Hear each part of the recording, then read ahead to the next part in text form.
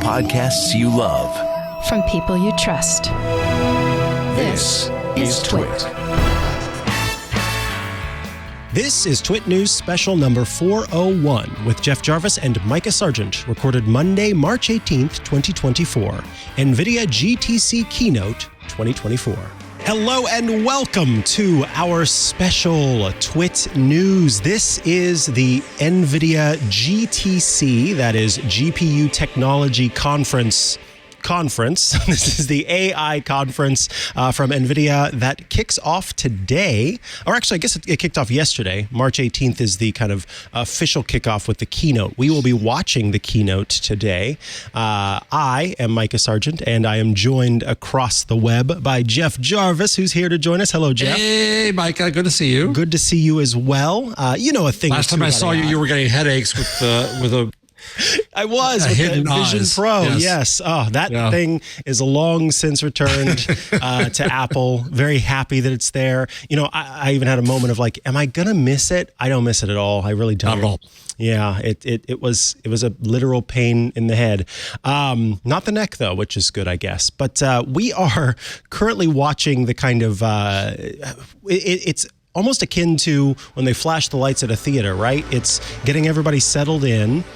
So they're presenting this living art, as they call it, though we have no further details about it. It's just some sort of visualization on screen that Jeff and I have both called a wallpaper and a music visualizer.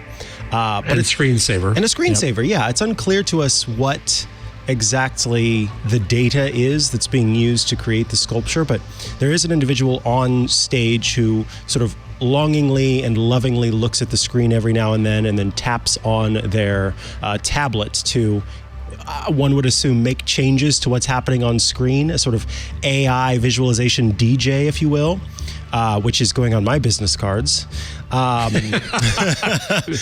Beats prompter. Yeah, exactly. But outside of that, I am not sure really what it is. But we are looking forward to seeing what NVIDIA has to announce on stage today as they talk about AI advances, because frankly, NVIDIA's hardware is kind of at the root of a lot of the generative AI pushes, yeah? So it should be interesting to see. Yeah, what's interesting to me is that I'm trying to think of an analogy. NVIDIA makes the hardware. It's rather as if Samsung wanted to make a Hollywood presentation, or Kodak wanted to make a Hollywood presentation. Like we're the hardware behind this creativity, but we're not the fun part. Right. We're the really rich part. They're making tons of money on all this stuff. But I think they want to try to claim a piece for that. The other thing that interests me is that Jensen Huang, the CEO, said, I think 2 weeks ago at a discussion, that universities should stop training computer scientists. What? Switch to domain expertise. That's what's going to be needed. The machine, the quote here is, everybody in the world is now a programmer. This is the miracle of artificial intelligence.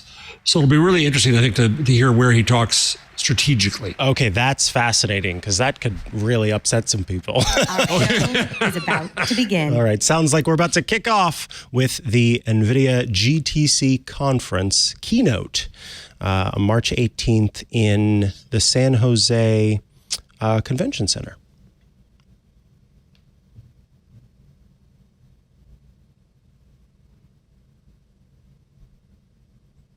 Looks like we'll be starting with a moving... For those of you listening, it's just a black screen right now. Yeah, so probably starting with a moving film. Don't worry.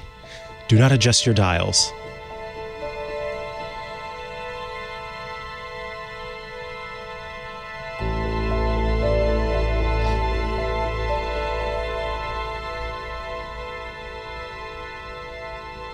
Space. The final frontier. I am a visionary.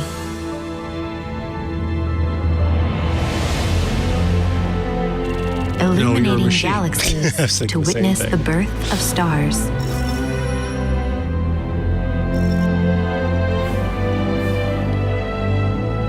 And sharpening our understanding of extreme weather events. Yeah, It looks like they're showing some of the ways that NVIDIA technology has been used in different I am a helper, science guiding applications. the blind through a crowded world. A large contraption that helps people move or ambulate while having low or no vision. Do not make me laugh. Oh, I am a transformer, harnessing gravity to store renewable power. My friend Bill Gross has a company that does just that, moving concrete to store And electricity. paving the way towards unlimited clean energy for us all. now I just want to know about that. How does that clean work? it up? That'd be good. That's cool. I am a trainer, teaching Oh dear. robots to Sorry. For those listening, there's a robot on the screen that is doing someone's physical therapy. danger. And that's not frightening at all.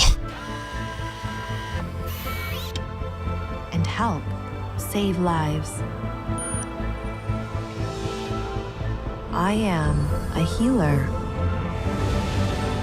providing a new generation Yes. of cures. Protein structures, which is the most Level impressive of thing that patient AI has care. done of late. That I am allergic Absolutely. to penicillin.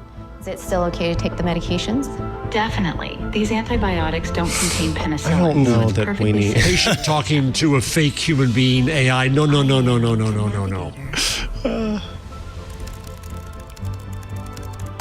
Generating virtual scenarios. Practical applications is great, but when they get Agreed. overboard in what they think they can do, Let us safely that's where you get into danger. explore the real world and understand every decision. Okay, showing self-driving. I even helped write the script. Oh, interesting. So that Helped write the script. It didn't yeah, write it. Yeah, Helped helped write write the the script. script. En muchos And idiomas. also Y escribí wrote the music. la música.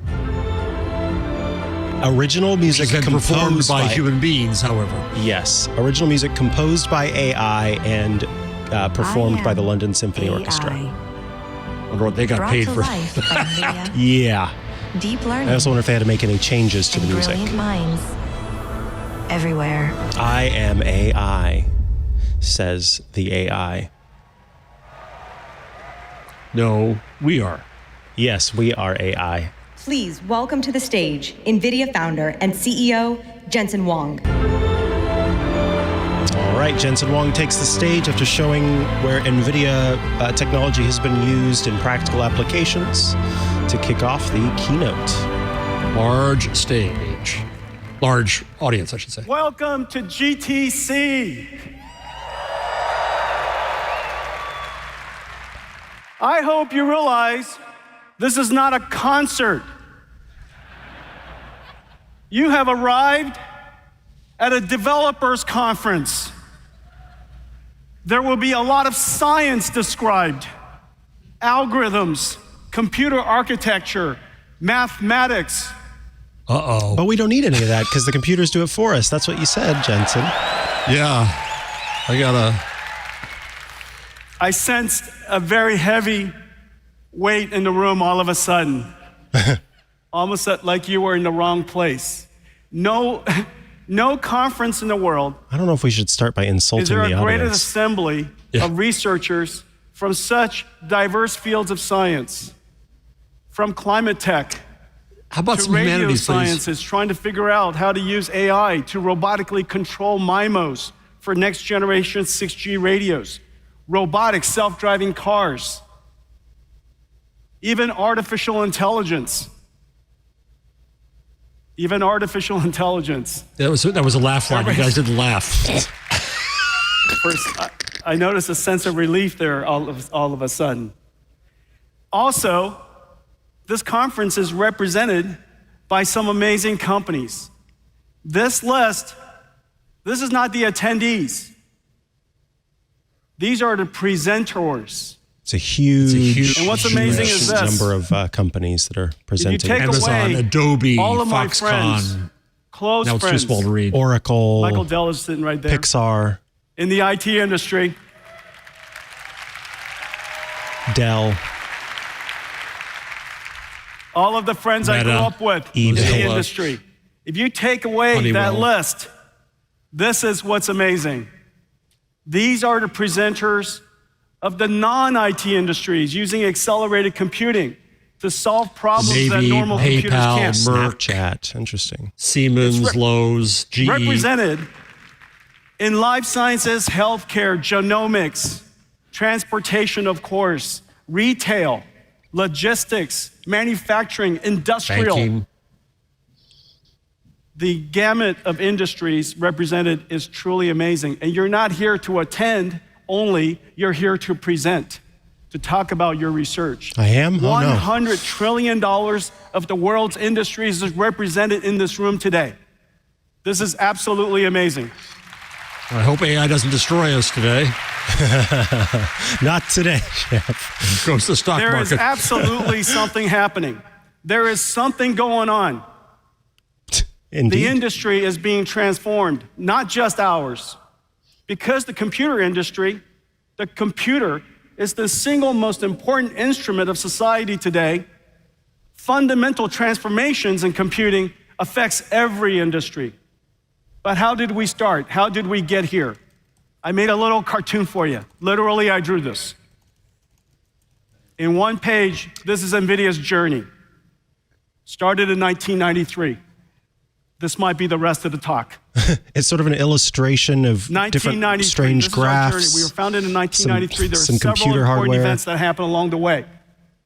I'll just highlight a few. In 2006, CUDA, which has turned out to have been a revolutionary computing model, we thought it was revolutionary then. It was going to be an overnight success, and almost 20 years later, it happened. We saw it coming. 2 decades later. In 2012, AlexNet, AI and CUDA made first Which contact. stands for Compute Unified Device In Architecture. 2016, Thank you. recognizing the importance of this computing model, we invented a brand new type of computer. We called it DGX-1. 170 teraflops in this supercomputer. 8 GPUs connected together for the very first time. I hand-delivered the very first DGX-1 to a startup located in San Francisco called OpenAI.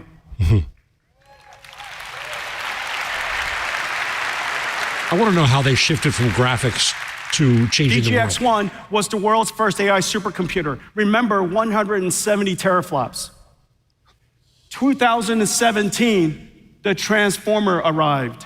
2022, Transformer model, yeah. ChatGPT captured the world's imaginations. Thank you, helped Google, people for the realize Transformer. the importance and the capabilities of artificial intelligence. Yeah, I was going to say, And just slid right over that, but 2023, yes. Generative AI emerged, and a new industry begins. Why? Why is a new industry? Because the software never existed before. We are now producing software, using computers to write software, producing software that never existed before. It is a brand new category. It took share from nothing. It's a brand new category. And the way you produce this software is unlike anything we've ever done before.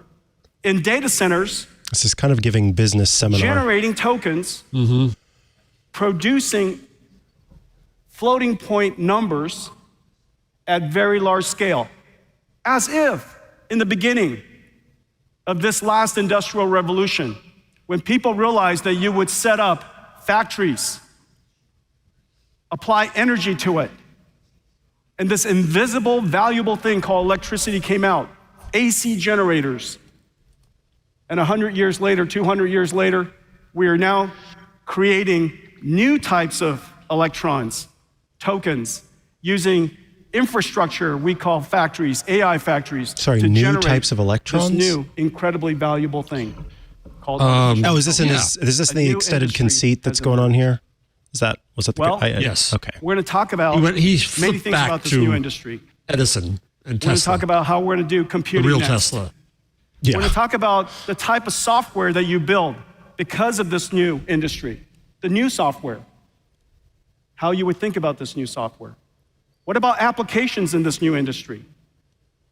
And then maybe what's next and how can we start preparing today for what is about to come next. Well, but before I start, I want to show you the soul of NVIDIA, the soul of our company, at the intersection of computer graphics, physics, and artificial intelligence, all intersecting inside a computer in Omniverse, in a virtual world simulation. Everything we're going to show you today, literally everything we're going to show you today, sounds like is a simulation, not animation. It's only beautiful because it's physics. The world is beautiful. It's only amazing because it's being animated with robotics. I am honestly having a little trouble following this thread.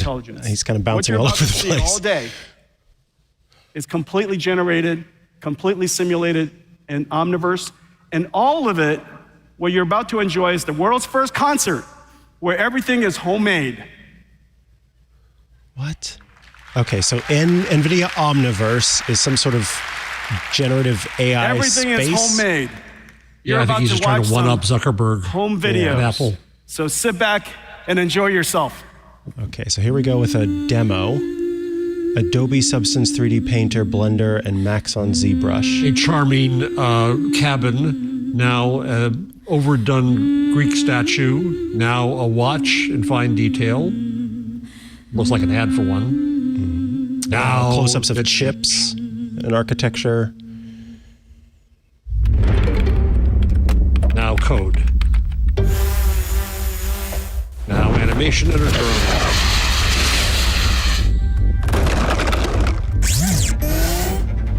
Robots made up though. Yeah, lots of simulations,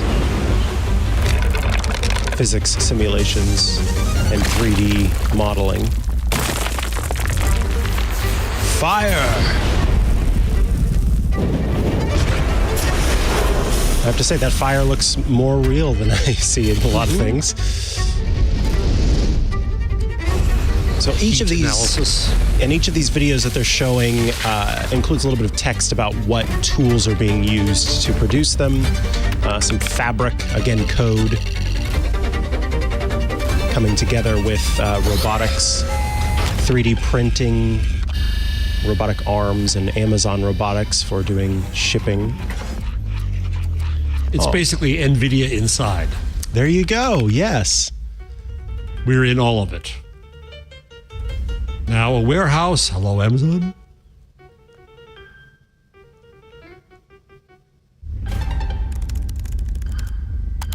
Build a sim-ready warehouse. Yeah, prompt to create a warehouse with issues, which is good.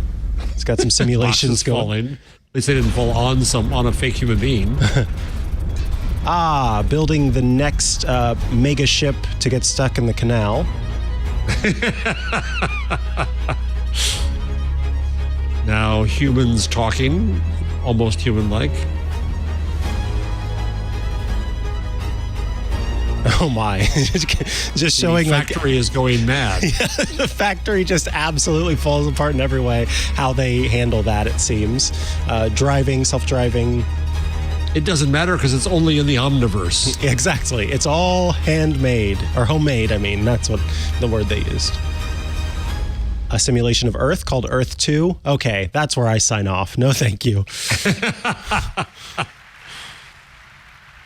This is getting into God, I love NVIDIA. 42 territory. Accelerated computing has reached the tipping point. That's another new General phrase. purpose computing has run out of steam. We need another way of doing computing so that we can continue to scale, so that we can continue to drive down the cost of computing, so that we can continue to consume more and more computing while being sustainable. Accelerated computing is a dramatic speed up over general purpose computing. And in every single industry we engage, and I'll show you many, the impact is dramatic. But in no industry is it more important than our own. The industry of using simulation tools to create products. In this industry, it is not about driving down the cost of computing. It's about driving up the scale of computing. Yeah. They're worried that Moore's law is starting to fail. The entire and product we won't be able to keep making things smaller and smaller. In full fidelity, completely So we've got to figure out a new way to bring up computing. Essentially what we call digital twins. I mean, compute. We would like to design it, build it, simulate it, operate it completely digitally. Bop it, twist it. In order to do that, we need to accelerate an entire industry. And today, I would like to announce that we have some partners who are joining us in this journey to accelerate their entire ecosystem so that we can bring the world into accelerated computing. Making me feel like Andreessen. When you become accelerated, your infrastructure brother, when you become accelerated, when you take this pill. And when that happens, it's exactly the same infrastructure for generative AI. And so I'm just delighted to announce several very important partnerships. They're some of the most important companies in the world. ANSYS does engineering simulation for what the world makes. We're partnering with them to CUDA accelerate the ANSYS ecosystem, to connect ANSYS to the Omniverse digital twin. Incredible. This is interesting because Microsoft had this concept of digital twins before NVIDIA was doing it. And it was also for simulation reasons. I didn't know that. We'll have a giant installed base to go serve. End users will have amazing applications. And of course, system makers and CSPs will have great customer demand. Synopsys. Synopsys is NVIDIA's literally first software partner. They were there in the very first day of our company. Synopsys revolutionized the chip industry with high-level design.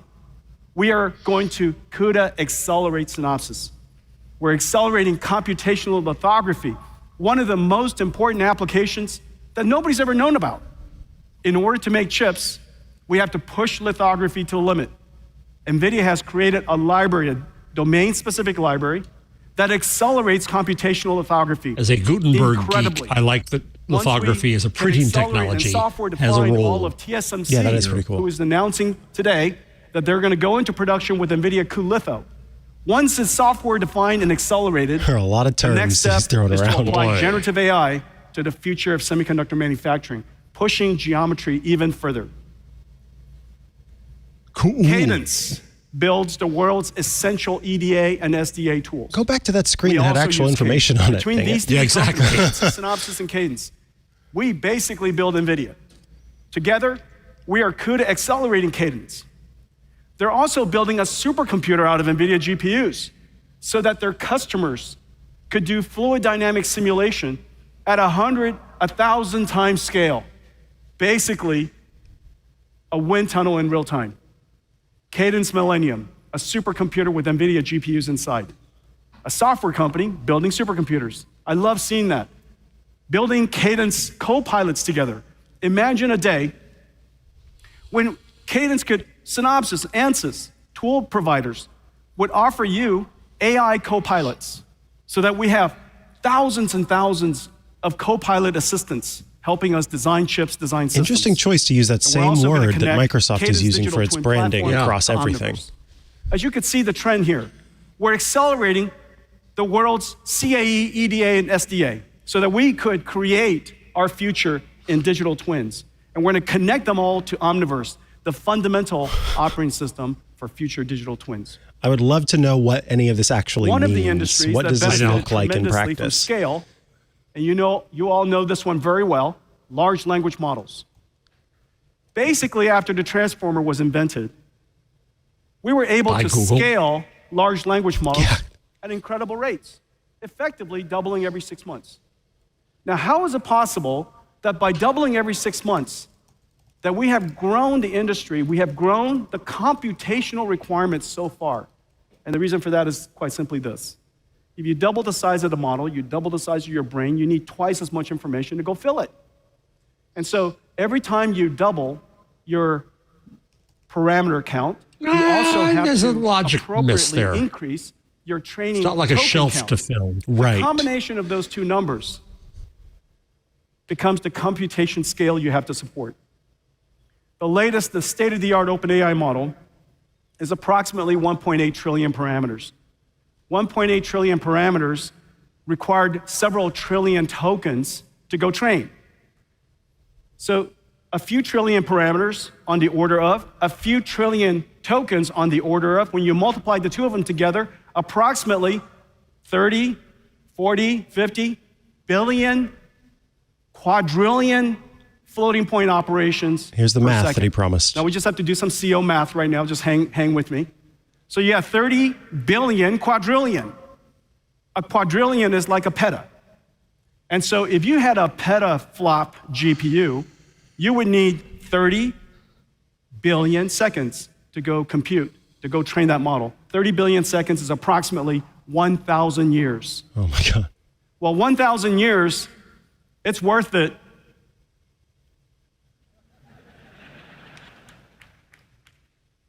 I'd like to do it sooner, but it's worth it. Which is usually my answer when most people This is why the stochastic parents paper says the mistake is making ever bigger models. It's this kind of macho size matters talk. What's the task? And so 1,000 years, 1,000 years. So what we need are bigger GPUs. Of course you do. You make them. Exactly. What can we do to solve this problem? And we realize make us more money, of course. That the answer is to put a whole bunch of GPUs together. And of course, innovate a whole bunch of things along the way, like inventing tensor cores, advancing NVLink so that we could create essentially virtually giant GPUs, and connecting them all together with amazing networks from a company called Mellanox, InfiniBand, so that we could create these giant systems. And so DGX1 was our first version, but it wasn't the last. We built supercomputers all along the way. In 2021, we had Selene, 4,500 GPUs or so. And then in 2023, we built one of the largest AI supercomputers in the world. It's just come online, EOS. And as we're building these things, we're trying to help the world build these things.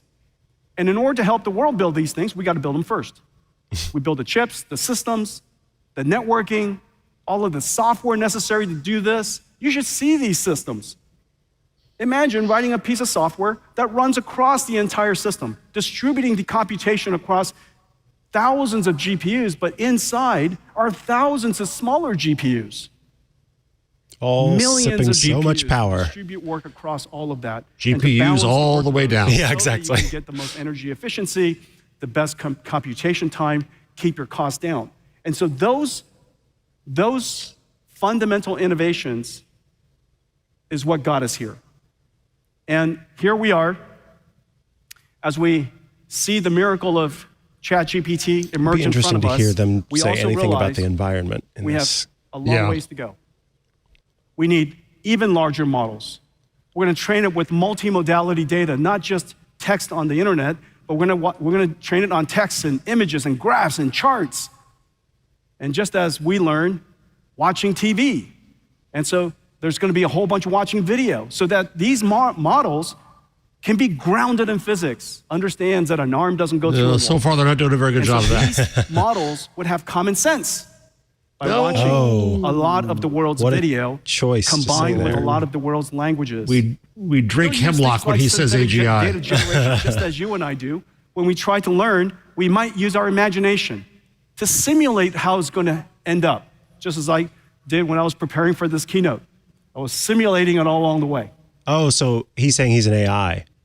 I hope it's going to turn out as well as I had it in my head.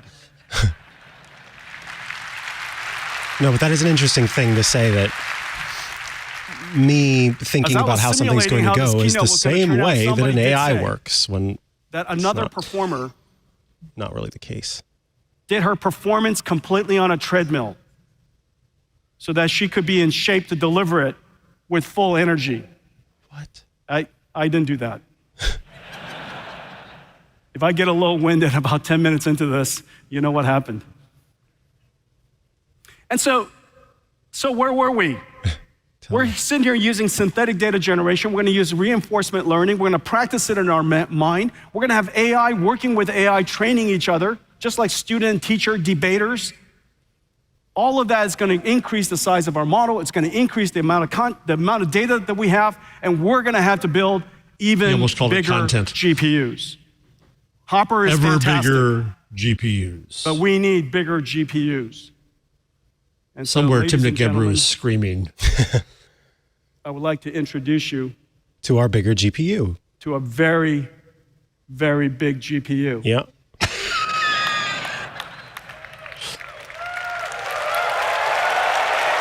Oh, let's clap for the thing that's going to...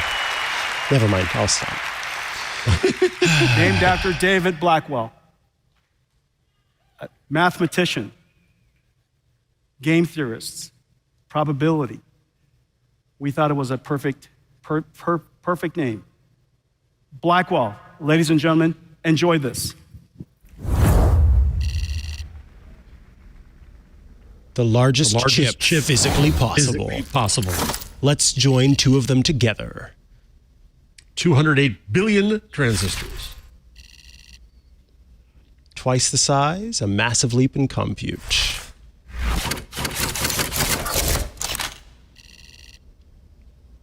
$20 petaflops of AI performance. Oh my lord, let's put two of them side by side. 40 petaflops.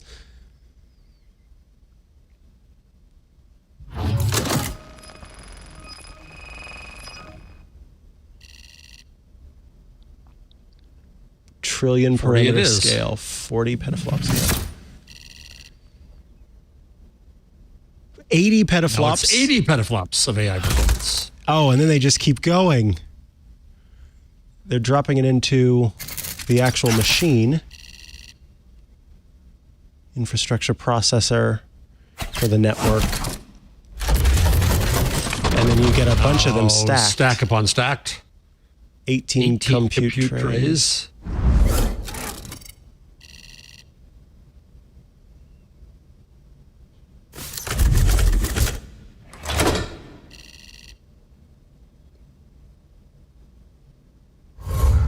They think we read faster than we do. We're not computers. It's hard to get all this data. Exactly. 72 Blackwell CPUs connected. In one rack. 1.4 exaflops of AI performance. Quantum InfiniBand switch, again for networking stuff. Oh my God. For folks who are listening, they just keep making it bigger. People get weirded out by robots. That doesn't weird me out. This is weirding me out. Yeah. This is a little... Oh, and then of course like cooling and energy efficiency. We're going to talk more about that. Mm-hmm. Oh, and then you stack a bunch of them next to each other. Oh, God, and they're going to be on Mars before you know it. Now it's like an infinite view of these huge machines. You see, that's not... A full data center has 645 exaflops of AI performance. I don't even know, I can't even conceptualize 645 exaflops. No. Blackwell is not a chip. Blackwell is the name of a platform. People think we make GPUs. You do. And we do. Okay. But GPUs don't look the way they used to. Sir. Here's the, if you will, the heart of the Blackwell system. And this inside the company is not called Blackwell, it's just a number. And this is Blackwell sitting next to, this is the most advanced GPU in the world in production today. Close up. This is Hopper. This is Hopper. Hopper changed the world. Good name. Yeah, I like this that. Is Blackwell. It's bigger. Just so everybody understands, it's bigger than Hopper. And people are applauding a square inch. Yeah, it's so funny. We see. Thank you. You're very good. Now he's being kind of condescending to Grace Hopper, and she's yesterday's news. Oh, he did say good girl. Did he say that? 208 billion transistors. And so you could see, I can see, there's a small line between two dies. This is the first time two dies have Your face like says this it all. together in such a way that the two dies think it's one chip. There's 10 terabytes of data between it. 10 Don't read the terabytes room, per read second. the world outside that room. If you only simulated it in that digital twin, you would have known not to say that. There's no memory locality issues, no cache issues. It's just one giant chip. And so when we were told that Blackwell's ambitions were beyond the limits of physics, the engineer said, so what? I don't know, because that's reminiscent of what Apple does with Apple Silicon and so this is the when it has Blackwell two right chip, next to each other that and are it goes interfacing, into two and it types makes the of computer systems. think it's just one. The first one is So to form say fit that function compatible to physics Hopper. said it couldn't be And done. So you slide on Hopper and you push in Blackwell. That's the reason why one of the challenges of ramping is going to be so efficient. There are installations of Hoppers all over the world, and they could be Okay, so they made this swappable with Hoppers. The power, So the you can buy electricity, more Blackwells the and more thermals, chips. the software, identical, push it right back. And so this is a Hopper version for the current HGX configuration. And this is what the second Hopper looks like this. Now this is a prototype board, and Janine, could I just borrow? Hopper? That looks like it's Ladies and gentlemen, got Janine Blackwell Paul. on it. Yeah. And so this is a fully functioning board, and I'll just be careful here. Yeah. They got to sell that to somebody. This right that here costs. is, I don't know, $10 billion. It's got a face on it. Yeah. The second one's 5. It gets cheaper after that. So any customers in the audience, I don't understand okay. these jokes. How much? What do you mean? It's $10 billion. The first one. But this one's quite expensive. all This of is the second one is R&D. cheaper. Scale, And the way it's going to go to production is like this one here, okay? And so you're going to take this. It has two Blackwell chips and 4 Blackwell dies connected to a Grace CPU. The Grace CPU has a super fast chip-to-chip link. So Grace Hopper still gets to stay. This computer is Yeah, the she's first just a of its servant to kind Blackwell now. where this much computation, first of all, fits into this small of a place. Second, it's memory coherent. They feel like they're just one big happy family working on one application together. And so everything is coherent within it. Just the amount of, you saw the numbers. Yeah, There's I do a lot wonder of why they're terabytes this and placed at a terabytes that. diagonal to each other. But Yeah, I this wonder is- too. This is a miracle. This is gotta be a reason, this, surely. Let's see. What are some of the things on here? There's NVLink on top, PCI Express on the bottom. I'm I'm going to get one of those for my personal computer. No big which deal. one is mine and your left? One of them, it doesn't matter. One You of just need Lake Michigan to one cool of them it. is a CPU chip-to-chip link. Is my left or your, depending on which side. I was just keep trying going. to sort that out, and I just kind of It's okay, just keep going. doesn't matter.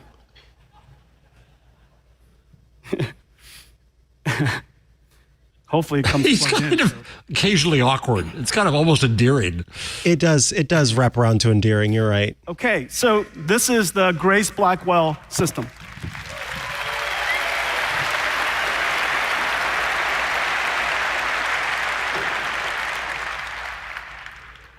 But there's more. He pulled something out of his pocket. So it turns out, All this in your phone. all of the specs is fantastic, but we need a whole lot of new features in order to push the limits beyond, if you will, the limits of physics. We would like to always get a lot more X factors. And so one of the things that we did was we invented another transformer engine, the second generation.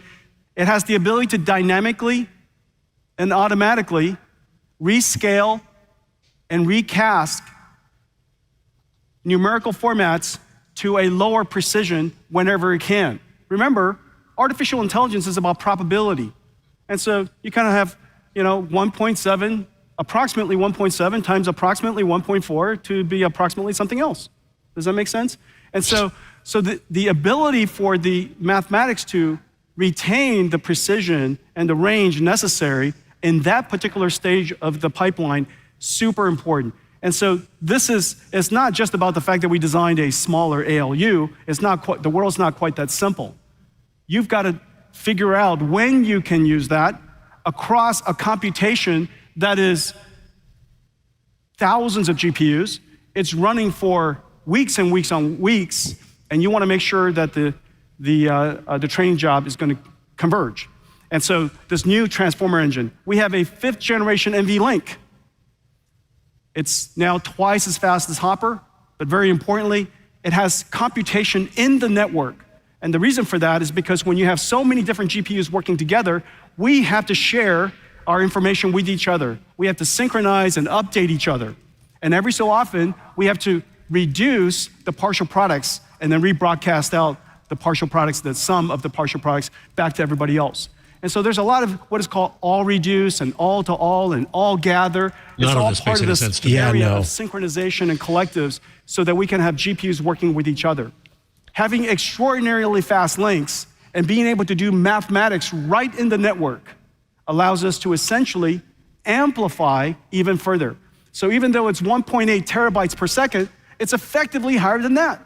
And so it's many times that of Hopper. The likelihood of a supercomputer running for weeks on end is approximately 0. And the reason for that is because there's so many components working at the same time. The statistic, the probability of them working continuously is very low. And so we need to. I'm glad he's not making Boeing jets.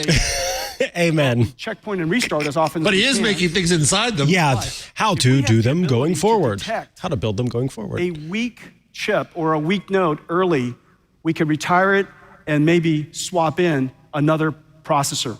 That ability to keep the utilization of the supercomputer high, especially when you just spent $2 billion building it, is super important. And so we put in a RAS engine, a reliability engine that does 100% self-test, in-system test of every single gate, every single bit of memory on the Blackwell chip and all the memory that's connected to it. It's almost as if we shipped with every single chip its own advanced tester that we test our chips with. This is the first time we're doing this. Super excited about it. Secure AI. You're right, that board does look like a face. Yeah. It has two gold, for those of you listening, it has two golden chips atop and a multicolored nose and then a flat smiley face with a, I guess not smiley, AI, but yeah, face, mouth. Obviously, you've just spent hundreds of millions of dollars creating a very important AI. And the code, the intelligence of that AI is encoded in the parameters. You want to make sure that on the one hand, you don't lose it. On the other hand, it doesn't get contaminated. And so we now have the ability to encrypt data, of course, at rest. Okay, so these are purpose-built engines for creating AI. All encrypted. And so we now have the ability to encrypt in transmission, and not when just we're running, computing but it creating. is in a trusted environment, trusted engine environment. And the last thing is decompression. Moving data in and out of these nodes when the compute is so fast becomes really essential. And so we've put in a high line speed compression engine and it effectively moves data 20 times faster in and out of these computers. These computers are so powerful and there's such a large investment, the last thing we want to do is have them be idle. And so all of these capabilities are intended to keep Blackwell fed and as busy as possible. Overall, compared to Hopper, it is 2.5 times the FP8 performance for training per chip. It also has These are this terms new for format called FP6, AI hardware engineers, I guess. Even though the computation speed is the same, the bandwidth that's amplified because of the memory, the amount of parameters you can store in the memory is now amplified. FP4 effectively doubles the throughput. This is vitally important for inference. One of the things that is becoming very clear is that whenever you use a computer with AI on the other side, when you're chatting with the chatbot, when you're asking it to review or make an image, remember, in the back is a GPU generating tokens. Mm-hmm. Some people call it inference, but it's more appropriately generation. The way that computing is done in the past was retrieval. You would grab your phone, you would touch something, some signals go off, basically an email goes off to some storage somewhere. There's pre-recorded content, somebody wrote a story or somebody made an image or somebody recorded a video. That pre-recorded content is then streamed back to the phone and recomposed in a way based on a recommender system to present the information to you. You know that in the future, the vast majority of that content will not be retrieved. And the reason for that is because that was pre-recorded by somebody who doesn't understand the context, which is the reason why we have to retrieve so much content. Right. Podcast hosts and writers and store clerks understands the context, who you are, for what reason you're fetching this information, and produces the information for you just the way you like it. The amount of energy if we only save, it knew what the F effect was. Yeah, and also I don't to suggest that it's always newly generated is kind of false because it's partial retrieval. You are retrieving information if you're asking. It's modified retrieval, right? Right. Yeah. It's molded. Is fundamentally different. We created it's like Burger King. Have it your way. We already have the burger. You want mayo on that. One of the most important parts of it is content. Blackwell brings the mayo. generation. There's the new tagline. This format is FP4. Well, that's a lot of computation. 5x the token generation, 5x the inference capability of Hopper seems like enough. But wait, there's more. Yeah. But why stop there? Call the answer today. Is it's not enough, and I'm going to show you why. Is it math? It's probably math. So we would like to have a bigger GPU, even bigger than this one. Bigger than Blackwell? And so we decided to scale it. And notice, but first, let me just tell you how we've scaled.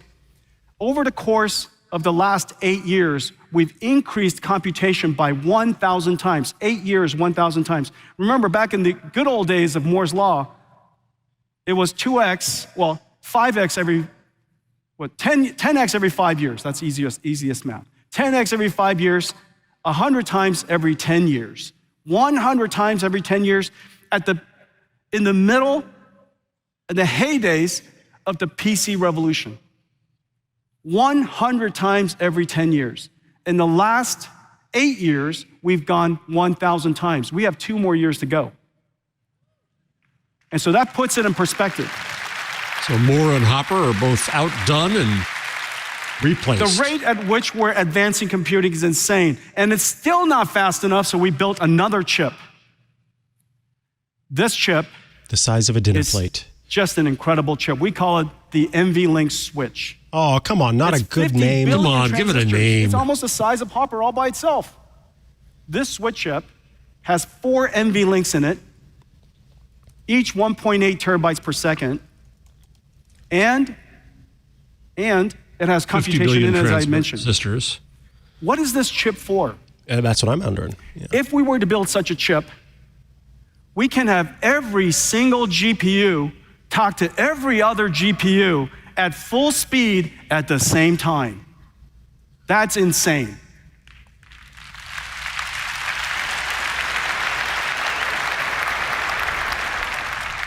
It doesn't even make sense. But if you could do that, if you can find a way to do that and build a system to do that, that's cost effective.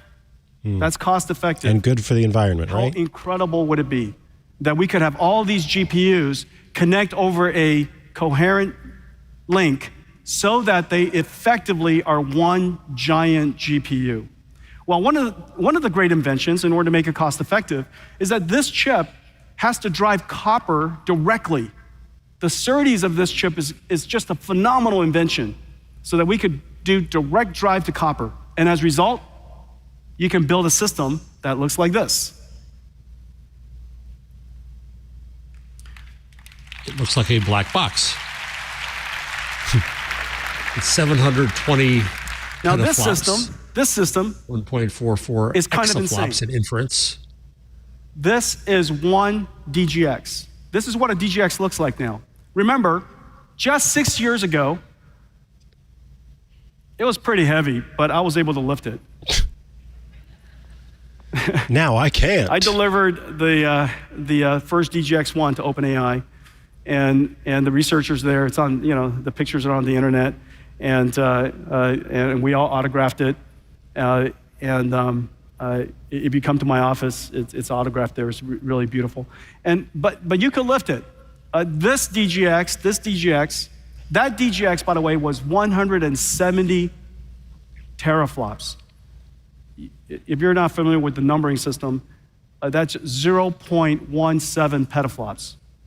So this is 720. Wow, that's the first one I delivered to petaflops. OpenAI was 0.17. You could round it up to 0.2, won't make any difference. And back then it was like, wow, 30 more teraflops. And so this is now 720 petaflops, almost an exaflop for training, and the world's first 1 exaflops machine in one rack. That is pretty impressive. Mm-hmm. Just so you know, there are only a couple, 2-3 exaflops machines on the planet as we speak. And so this is an exaflops AI system in one single rack. Well, let's take a look at the back of it. So this is what makes it possible. It looks like my cable box. That's the back, the DGX NVLink. Oh, wow, spine. they have these things coming up out of the floor. That's kind of cool. Terabytes per second goes through the back of that chassis. That is more than the aggregate bandwidth. For those who like how the internet. People organize cables, it's a cool look at the cable organization on the back of the rack.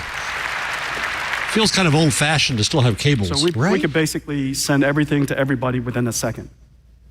And so we have 5,000 cables, 5,000 NVLink cables, in total 2 miles.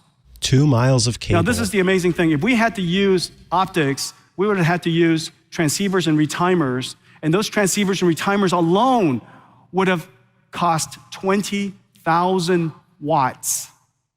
2 kilowatts of just transceivers alone, just to drive the NVLink spine. As a result, we did it completely for free over NVLink Switch, and we were able to save the 20 kilowatts for computation. This entire rack is they're saying save it in total, but no, they're like, no, we put it towards the computation. For the future. It's liquid cooled. What goes in is 25 degrees C, about room temperature. What comes out is 45 degrees C, about your jacuzzi. So room temperature goes in, jacuzzi comes out, 2 liters per second. So I can heat my jacuzzi with it? Is that what you're saying? Because that's not a bad idea. We could sell a peripheral. That's what I was, yeah. Oh, you can heat San Francisco Bay with that. 600,000 parts. Somebody used to say, you guys make GPUs, and we do, but this is what a GPU looks like to me. When somebody says GPU, I see this. 2 years ago, when I saw a GPU, it was the HGX. It was 70 pounds, 35,000 parts. Our GPUs now are 600,000 parts and 3,000 pounds. 3,000 pounds. 3,000 pounds, that's kind of like the weight of a, carbon fiber Ferrari. I don't know if that's a useful metric, but... Yeah, I don't go lifting. Such a San Francisco metric, I feel it. I get it. I get that. Now that you mention that, I feel it. I don't know what's 3,000 pounds. Okay, so 3,000 pounds, 1.5 tons. So it's not quite an elephant. So this is what a DGX looks like. Now let's see what it looks like in operation. Okay, let's imagine, how do we put this to work, and what does that mean? If you dairy cows worth of weight. Model, 1.8 trillion. Now that's a metric we understand. It took apparently about 3 to 5 months or so. How many Leos? With 25,000. No, I didn't say that. I don't know his current weight, so. I'm not. GPUs, and it would consume 15 megawatts. 8,000 GPUs. It does say it's 15 times the average mass of an adult male in America. Oh, okay, so there we go. 15 Leos. 15 Leos. Groundbreaking AI model. And this is a new metric. Obviously not as expensive as anybody would think, but it's 8,000 GPUs. It's still a lot of money. And so 8,000 GPUs, 15 megawatts, If you were to use Blackwell to do this, it would only take 2,000 GPUs. 2,000 GPUs, same 90 days, but this is the amazing part. Only 4 megawatts of power. So from 15, yeah, that's right. Okay, that's good to see. A quarter of the power. Right. Okay. But they're making them bigger and bigger and bigger now. And that's our goal. Our goal is to continuously drive down the cost and the energy. They're directly proportional to each other, cost and energy associated with the computing, so that we can continue to expand and scale up the computation that we have to do to train the next generation. So models. we can keep using the same amount of power. Yeah. Inference or generation is vitally important going forward. You know, probably some half of the time that NVIDIA GPUs are in the cloud these days, it's being used for token generation. You know, they're either doing Copilot this or ChatGPT that, or all these different models that are being used when you're interacting with it, or generating images, or generating videos, generating proteins, generating chemicals. There's a bunch of generation going on. All of that is in the category of computing we call inference. But inference is extremely hard for large language models because these large language models have several properties. One, they're very large. And so it doesn't fit on one GPU. This is, imagine Excel doesn't fit on one GPU, you know? And imagine some application you're running on a daily basis doesn't fit on one computer. That's like my old like Osborne. Doesn't fit on one computer. I had to take the disk in and out. Most, in fact, do. And many times in the past, WordStar would not fit in memory. For many people, and had to keep going back to the disk. Now, all of a sudden, this one inference application where you're interacting with this Crayola Rock. That chatbot, I had to switch CDs. A supercomputer in the back. Yeah. And that's the future. The future is generative with these chatbots, and these chatbots are trillions of tokens, trillions of parameters, and they have to generate tokens at interactive rates. Now, what does that mean? Oh, well, 3 tokens is about a word. Wow, 3 tokens per word. Space, the final frontier. These are the adventures. That's like 80 tokens. Okay, I don't know if that's useful to you. And so, how many Leos is that? The art of communication. I don't know if I can translate tokens to Leos. Yeah, this is not going well. Oh. My jokes are flopping. I don't know what he's talking about. My jokes are petaflopping. And so here we are. We're trying to generate these tokens. When you're interacting with it, you're hoping that the tokens come back to you as quickly as possible and as quickly as you can read it. And so the ability for generation tokens is really important. You have to parallelize the work of this model across many, many GPUs so that you could achieve several things. One, on the one hand, you would like throughput, because that throughput reduces the cost, the overall cost per token of generating. So your throughput dictates the cost of delivering the service. On the other hand, you have another interactive rate, which is another tokens per second, where it's about per user, and that has everything to do with quality of service. And so these two things compete against each other. And we have to find a way to distribute work across all of these different GPUs. When are we going to get to the NVIDIA watch? Yeah, where's the ring? Where's the wearables? You know, I told you there's going to be math involved. Oh, I thought we already did that. And everybody's going, oh, dear. I heard some gasps just now when I put up that slide. It was me. You know, so this right here, the y-axis is tokens per second, data center throughput. The x-axis is tokens per second, interactivity of the person. And notice the upper right is the best.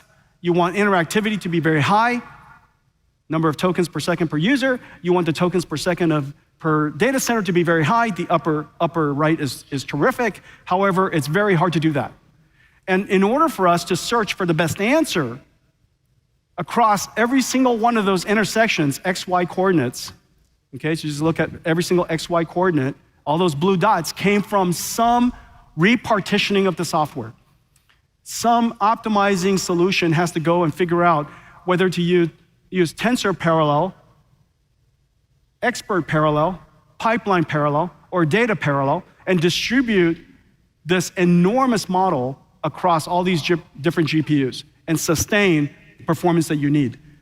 This exploration space would be impossible if not for the programmability of NVIDIA's GPUs. And so we could, because of CUDA, because we have such a rich ecosystem, we could explore this universe and find that green roofline.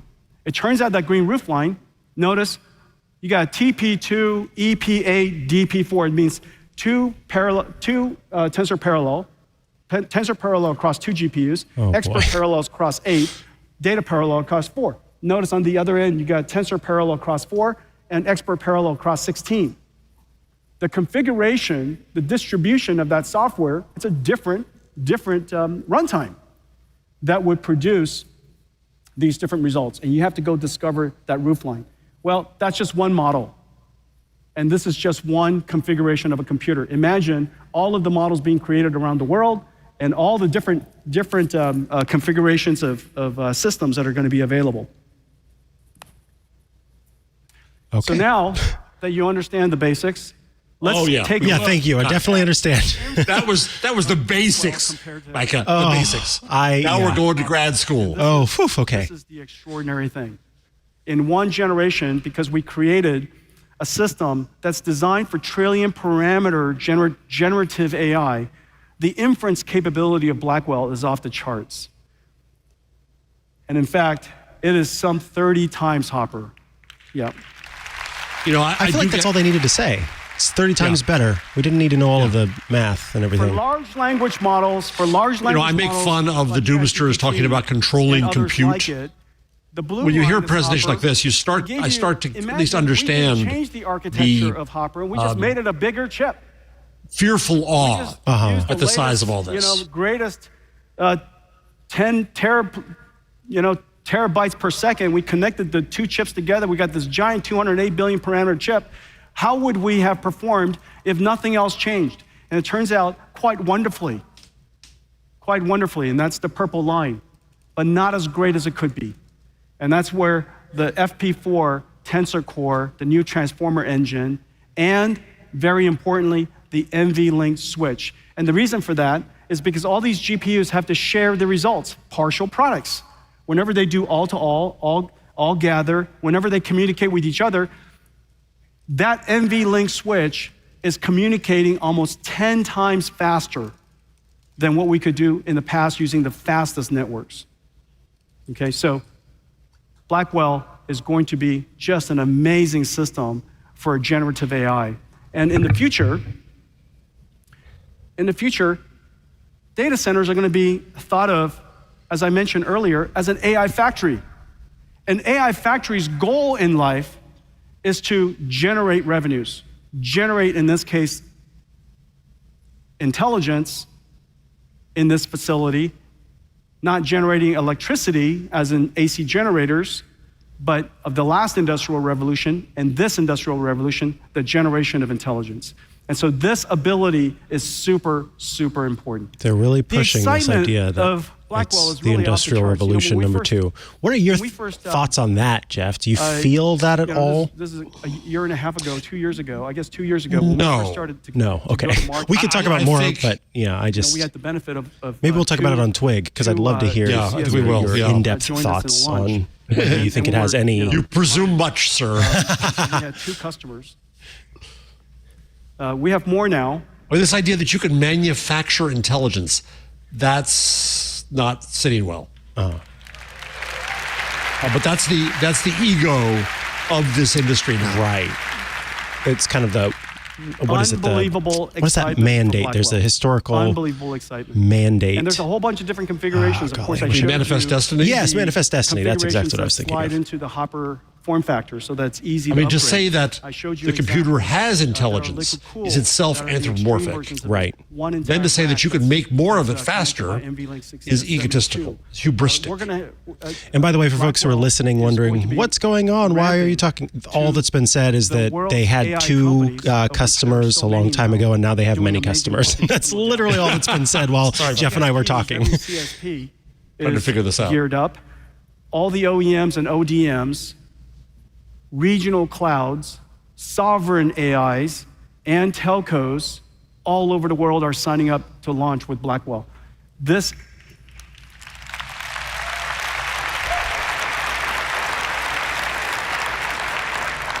Blackwell would be the most successful product launch in our history, and so I can't wait to see that. I want to thank some partners that are joining us in this. AWS is gearing up for Blackwell. They're going to build the first GPU with secure AI. They're building out a 222 exaflops system. You know, just now when we animated the digital twin, if you saw all of those clusters are coming down. By the way, that is not just art. That is a digital twin of what we're building. That's how big it's going to be. Besides infrastructure, we're doing a lot of things together with AWS. We're CUDA accelerating SageMaker AI. We're CUDA accelerating Bedrock AI. Amazon Robotics is working with us using NVIDIA Omniverse and Isaac Sim. AWS Health has NVIDIA Health integrated into it. So AWS has really leaned into accelerated computing. Google is gearing up for Blackwell. GCP already has A100s, H100s, T4s, L4s, a whole fleet of NVIDIA CUDA GPUs, and they recently announced the Gemma model that runs across all of it. We're working to optimize and accelerate every aspect of GCP. We're accelerating DataProc, which for data processing, their data processing engine, JAX, XLA, Vertex AI, and Mujoko for robotics. So we're working with Google and GCP across a whole bunch of initiatives.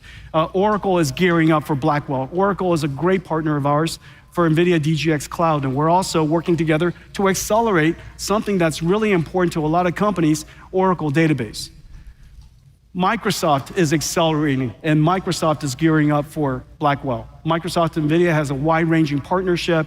We're accelerating, CUDA accelerating all kinds of services when you chat, obviously, and AI services that are in Microsoft Azure. It's very, very likely NVIDIA's in the back doing the inference and the token generation. I mean, yeah, because it's OpenAI. They built the largest NVIDIA InfiniBand supercomputer, basically a digital twin of ours, or a physical twin of ours. We're bringing the NVIDIA ecosystem to Azure, NVIDIA DGX Cloud to Azure. NVIDIA Omniverse is now hosted in Azure. NVIDIA Healthcare is in Azure. And all of it is deeply integrated and deeply connected with Microsoft Fabric. The whole industry is gearing up for Blackwell. This is what I'm about to show you. Most of the scenes that you've seen so far of Blackwell are the full fidelity design of Blackwell. Everything in our company has a digital twin. And in fact, this digital twin idea is really spreading, and it helps companies build very complicated things perfectly the first time. And what could be more exciting than creating a digital twin to build a computer that was built in a digital twin? And so let me show you what Wistron's doing. Thank you. I need to see some example of what this means and how that is helpful. To meet the demand for NVIDIA accelerated computing, Wistron, one of our leading manufacturing partners, is building digital twins of NVIDIA DGX and HGX factories using custom software developed with Omniverse SDKs and APIs. For their newest factory, Wistron started with a digital twin to virtually integrate their multi-CAD and process simulation data into a unified view. Testing and optimizing layouts in this physically accurate digital environment increased worker efficiency by 51%. During construction, the Omniverse digital twin was used to verify that the physical build matched the digital plans. Identifying any discrepancies early has helped avoid costly change orders. And the results have been impressive. Using a digital twin will bring Wistron's factory Vision Pro. online in half the time, just 2.5 months instead of 5. Mike is getting a empathetic headache. I am indeed. The Omniverse digital twin helps Wistron rapidly test new layouts by creating a digital twin, it's going to empower Karens everywhere. No, I'm kidding. I just imagine you start to build a digital twin, and then you go in as a person who has no construction knowledge, and you tell the person who does have construction knowledge that they're doing it wrong. With NVIDIA AI That's and kind of Omniverse, troubling. NVIDIA's global ecosystem of partners I understand a new era of why they're doing this, and but it's digitalization. It's a little bit, I don't know. You just have to see. So there's a factory that was built after the creation of a digital twin. That's the way it's going to be in the future. We're going to manufacture everything digitally first, and then we'll manufacture it physically. It's like taking People The ask me, how did Sims it start? and making it into What got you guys so a excited? business The city. platform. Yeah. Yeah, What right. was right. it that you saw that caused you to put it all in on this incredible idea? And it's this. Sorry, what? Hang on a second. Oh, okay.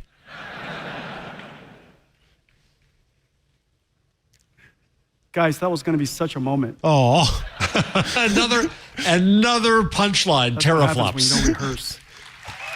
that's what happens when you don't rehearse, he said. Oh, no rehearsal? This, as you know, was First Contact.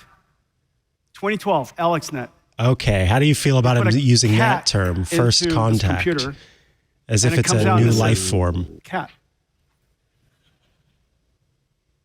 And we said, oh First my God, contact with this is going AI to change everything. via computer vision. You take 1 million numbers, across 3 channels, RGB. These numbers make no sense to anybody.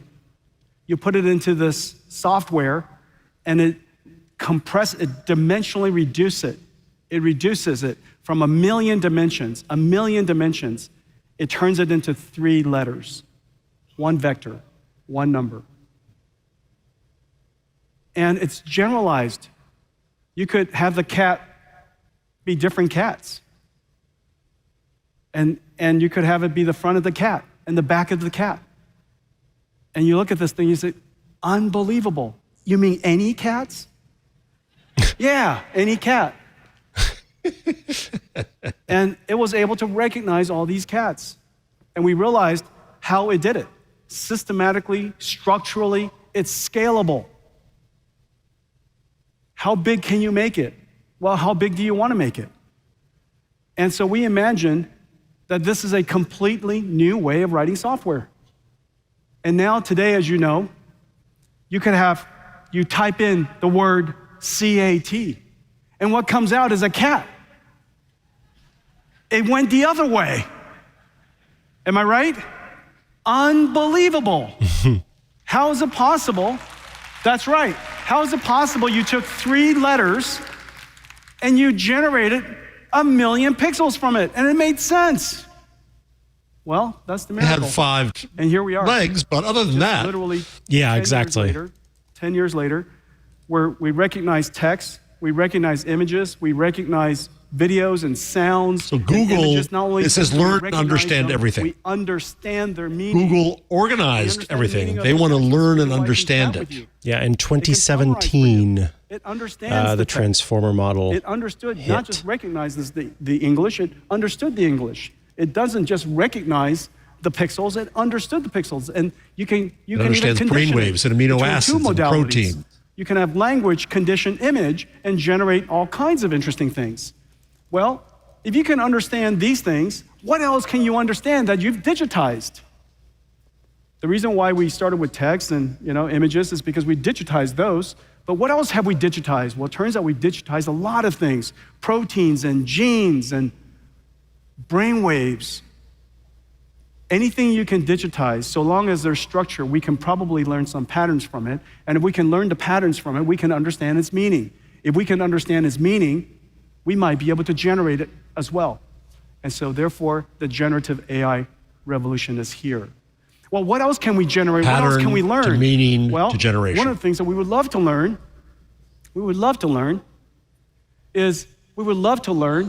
climate. We would love to learn extreme weather. Before we ruin We would it. love to learn how we can predict future weather at regional scales, Earth at too. sufficiently high resolution, such that we can keep people out of harm's way before harm comes. Extreme weather cost the world $150 billion. Surely more than that, and it's not evenly distributed. $150 billion is concentrated in some parts of the world, and of course, to some people of the world. We need to adapt, and we need to know what's coming. And so we're creating Earth 2. Or better, A digital stop it from twin of the coming. Earth for predicting weather.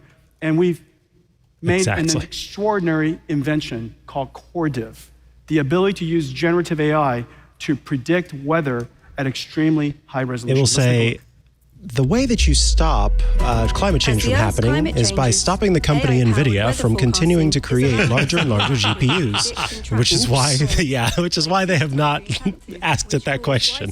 Damage in Taiwan and the surrounding region in 2021. That would be a great novel. It You build the most powerful, brilliant machine, and it tells you you're the problem. Yes. I like that. Miss important details.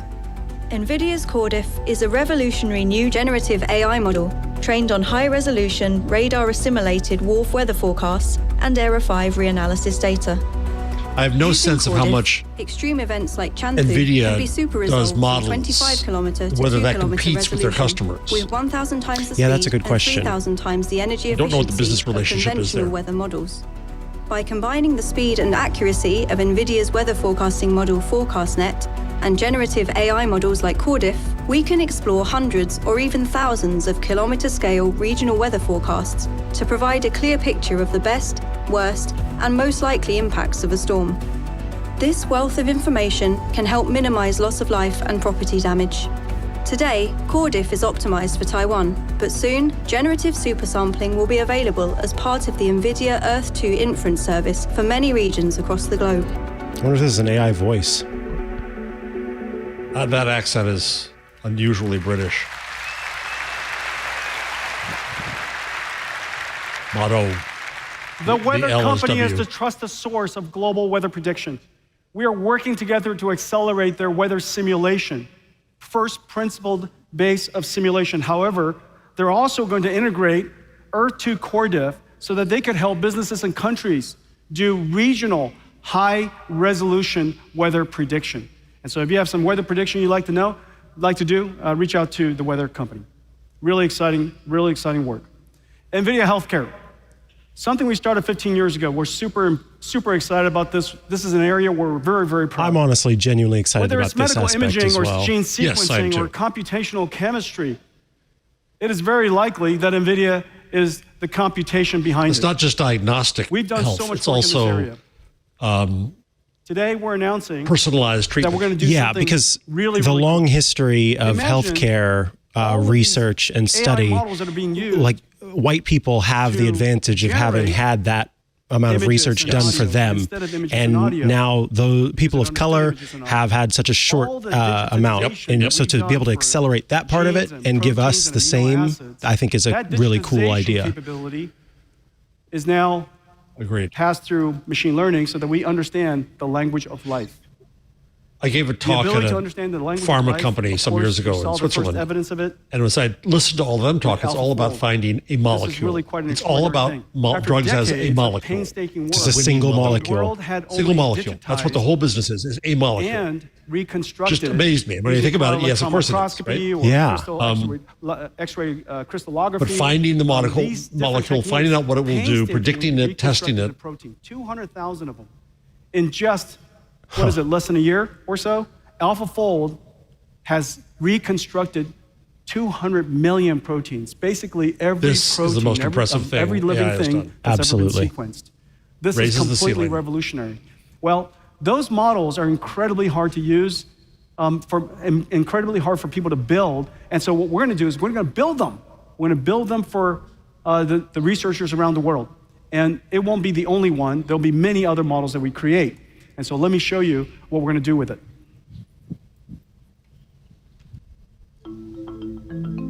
Virtual screening for new medicines is a computationally intractable problem. Existing techniques can only scan billions of compounds and require days on thousands of standard compute nodes to identify new drug candidates. NVIDIA BioNeMo NIMs enable a new generative screening paradigm. Using NIMs for protein structure prediction with AlphaFold, molecule generation with MolMIM, and docking with DiffDock, we can now generate and screen candidate molecules in a matter of minutes. There it is, the molecule. MolMIM can connect to custom applications to steer the generative process, iteratively optimizing for desired properties.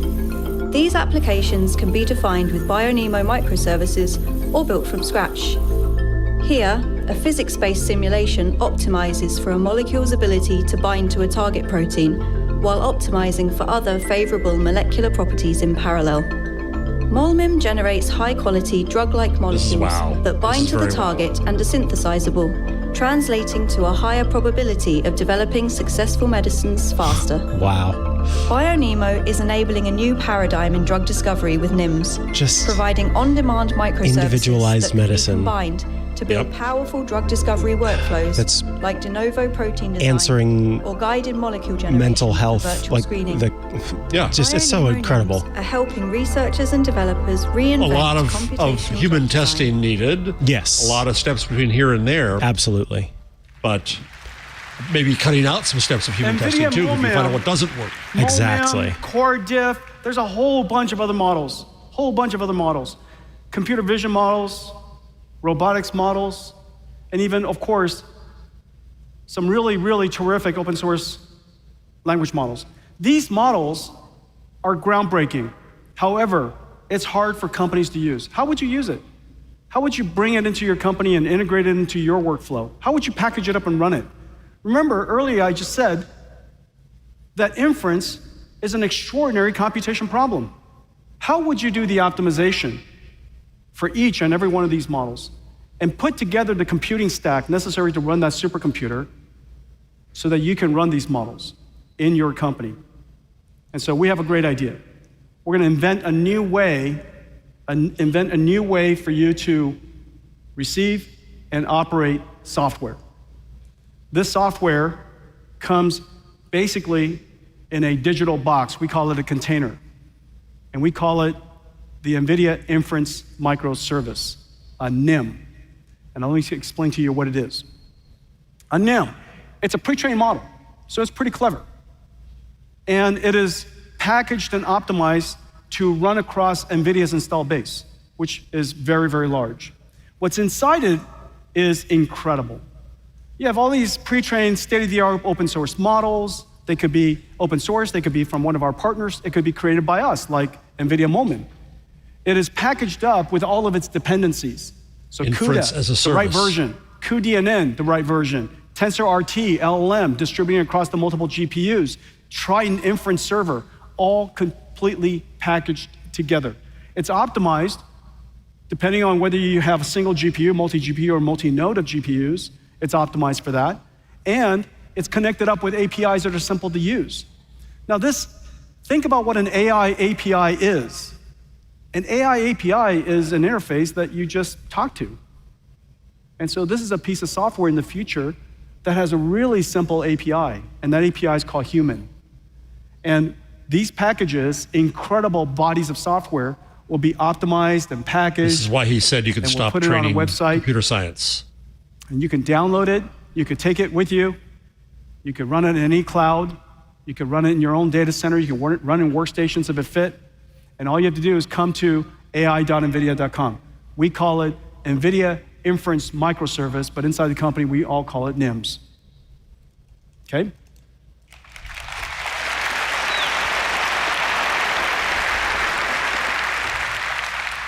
Just imagine, someday there's going to be one of these chatbots, and these chatbots is going to just be in a NIM, and you'll assemble. It's in your watch. You got there. Yay! There it is. Or a little pin that you put on your shirt. Yes. It is unlikely that you'll write it from scratch or write a whole bunch of Python code or anything like that. It is very likely that you assemble a team of AIs. There's probably going to be a super AI that you use that takes the mission that you give it and breaks it down into an execution plan.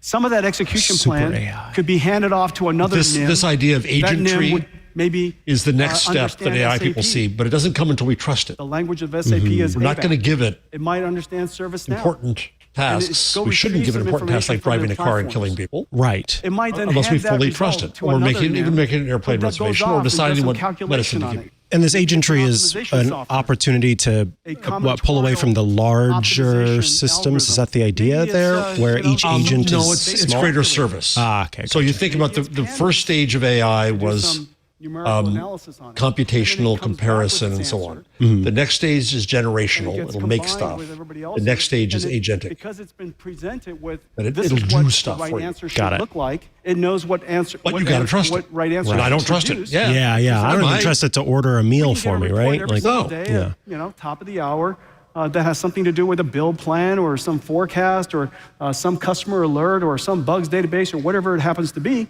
And we could assemble it using all these NIMs. And because these NIMs have been packaged up and ready to work on your systems, so long as you have NVIDIA GPUs in your data center or in the cloud, this NIMs will work together as a team and do amazing things. And so we decided, this is such a great idea, we're gonna go do that. And so NVIDIA has NIMs running all over the company. We have chatbots being created all over the place, and one of the most important chatbots, of course, is a chip designer chatbot. You might. Oh, I was hoping you were going to say the lunch chatbot. I was hoping so too. And so we want something to build a little bit more chatbots, relatable, AI co-pilots that are co-designers with our engineers. And so this is the way we did it. So we got ourselves a Llama 2. This is a 70B, and it's packaged up in a NIM. And we asked it, what is a CTL? Well, it turns out CTL is an internal program, and it has an internal proprietary language, but it thought the CTL was a combinatorial timing logic, and so it describes conventional knowledge of CTL, but that's not very useful to us. Llama 2, by the way, from Meta. And so we gave it a whole bunch of new examples. This is no different than onboarding an employee. We say, thanks for that answer. It's completely wrong. And then we present to them. So you say, I appreciate your enthusiasm, even if you're inaccurate. This is what the CTL is at NVIDIA. And the CTL, as you can see, CTL stands for Compute Trace Library, which makes sense. We were tracing compute cycles all the time, and it wrote the program. Isn't that amazing? Yay, training works. We know that. And so the productivity of our chip designers can go up. This is what you can do with a NIM. First thing you can do with it is customize it. We have a service called NIM Microservice that helps you curate the data, preparing the data so that you could teach this, onboard this AI. You fine-tune them, and then you guardrail it. You can even evaluate the answer, evaluate its performance Guardrail it as a verb. Other examples. That's another good one. And so that's called the NIM Microservice. Now, the thing that's emerging here is this. There are three elements, three pillars of what we're doing. The first pillar is, of course, inventing the technology for AI models and running AI models and packaging it up for you. The second is to create tools to help you modify it. First is having the AI technology. Second is to help you modify it. And third is infrastructure for you to fine-tune it, and if you like, deploy it. You could deploy it on our infrastructure called DGX Cloud, or you can deploy it on-prem, you can deploy it anywhere you like. Once you develop it, it's yours to take anywhere. And so we are effectively an AI Foundry. We will do for you and the industry on AI what TSMC does for us building chips. And so we go to TSMC with our big ideas, they manufacture it, and we take it with us. And so exactly the same thing here, AI Foundry, and the three pillars are the NIMs, back to Gutenberg, NIM Microservice, type was made by DGX foundries. Cloud. The other thing that you could teach the NIM to do is to understand your proprietary information. Remember, inside our company, the vast majority of our data is not in the cloud. It's inside our company. It's been sitting there, being used all the time, and gosh, it's basically NVIDIA's intelligence. We would like to take that data, learn its meaning, like we learned the meaning of almost anything else that we just talked about. Learn its meaning, and then re-index that knowledge into a new type of database called a vector database. And so you essentially take structured data or unstructured data, you learn its meaning, you encode its meaning, so now this becomes an AI database, and that AI database, in the future, once you create it, you can talk to it.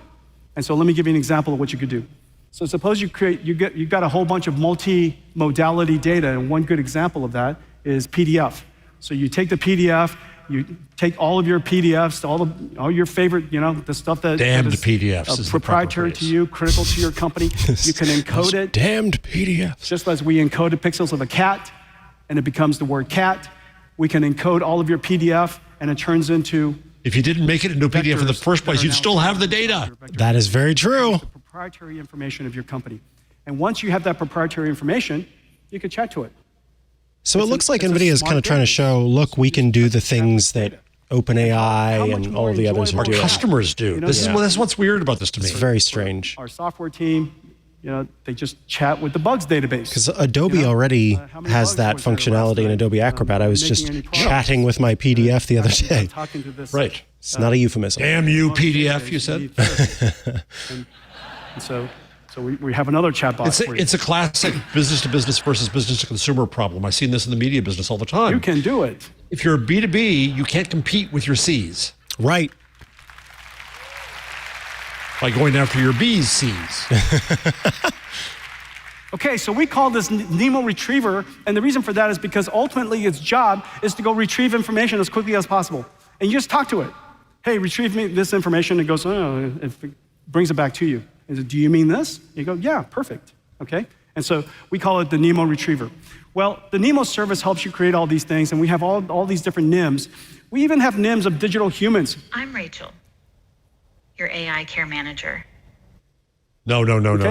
So it's a really short clip, but there were so many videos to show you, I guess, so many other demos to show you, and so... Yeah, he really did not do a rehearsal before this. But this is Diana. She is a digital human NIM, and you just talked to her, and she's connected, in this case, to Hippocratic AI's large language model for healthcare, and it's truly amazing. She is just super smart about healthcare things. I will believe it when I see it. After you're done, after my Dwight, my VP of software engineering, talks to the chatbot for bugs database, then you come over here and talk to Diane. And so Diane is completely animated with AI, and she's a digital human. When I would go to the Hippocratic AI website, it requires a password to even access the website. The enterprise IT industry is sitting on a gold mine. It's a gold mine because they have so much understanding of the way work is done. They have all these amazing tools that have been created over the years, and they're sitting on a lot of data. If they could take that gold mine and turn them into co-pilots, these co-pilots could help us do things. And so just about every IT franchise, IT platform in the world that has valuable tools that people use is sitting on a gold mine for co-pilots. And they would like to build their own co-pilots and their own chatbots. And so we're announcing that NVIDIA AI Foundry is working with some of the world's great companies. SAP generates 87% of the world's global commerce. Basically, the world runs on SAP. We run on SAP. NVIDIA and SAP are building SAP Joule co-pilots using NVIDIA NeMo and DGX Cloud. ServiceNow, they run 85% of the world's Fortune 500 companies run their people and customer service operations on ServiceNow. And they're using NVIDIA AI Foundry to build ServiceNow Assist virtual assistants. Every other keynote brings on people from the company. Data. He's going on an hour and a half now, solidly, just himself. Over 10,000 companies. NVIDIA AI Foundry is working with them, helping them build their Gaia generative AI agent. Snowflake is a company that stores the world's digital warehouse in the cloud and serves over 3 billion queries a day for 10,000 enterprise customers. Snowflake is working with NVIDIA AI Foundry to build co-pilots with NVIDIA NeMo and NIMs. NetApp, nearly half of the files in the world are stored on-prem on NetApp. NVIDIA AI Foundry is helping them build chatbots and co-pilots like those vector databases and retrievers with NVIDIA NeMo and NIMs. And we have a great partnership with Dell. Everybody who is building these chatbots and generative AI, when you're ready to run it, you're going to need an AI factory. And nobody is better at building end-to-end systems of very large scale for the enterprise than Dell. And so anybody, any company, every company will need to build AI factories. And it turns out that Michael is here. He's happy to take your order. Oh, wow. They There's Michael Dell in the lit section of the audience in front. Michael Dell. Hello, it's me, Michael Dell. Hello. Okay, let's talk about the next wave of robotics, the next wave of AI, robotics, physical AI. So far, all of the AI that we've talked about is one computer. Data comes into one computer, lots of the world's, if you will, experience in digital text form. The AI imitates us, by reading a lot of the language to predict the next words. It's imitating you by studying all of the patterns and all the other previous examples. Of course, it has to understand context and so on and so forth, but once it understands the context, it's essentially imitating you. We take all of the data, we put it into a system like DGX, we compress it into a large language model, trillions and trillions of parameters become billions and billions, trillions of tokens becomes billions of parameters, these billions of parameters becomes your AI. Well, in order for us to go to the next wave of AI, where the AI understands the physical world, we're gonna need 3 computers. The first computer is still the same computer. It's that AI computer that now it's gonna be watching video, and maybe it's doing synthetic data generation, and maybe there's a lot of human examples. Just as we have human examples in text form, we're gonna have human examples in articulation form, and the AIs will watch us, understand what is happening, and try to adapt it for themselves into the context. And because it can generalize with these foundation models, maybe these robots can also perform in the physical world fairly generally. So I just described in very simple terms, essentially what just happened in large language models, except the ChatGPT moment for robotics may be right around the corner. You just went from AGI. So we've been building the end-to-end systems for robotics for some time. The robotic servant that could do anything. We have the AI system, DGX. Yeah.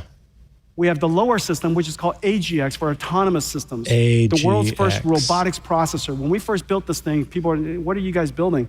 It's a SoC, it's one chip. It's designed to be very low power, but it's designed for high-speed sensor processing and AI.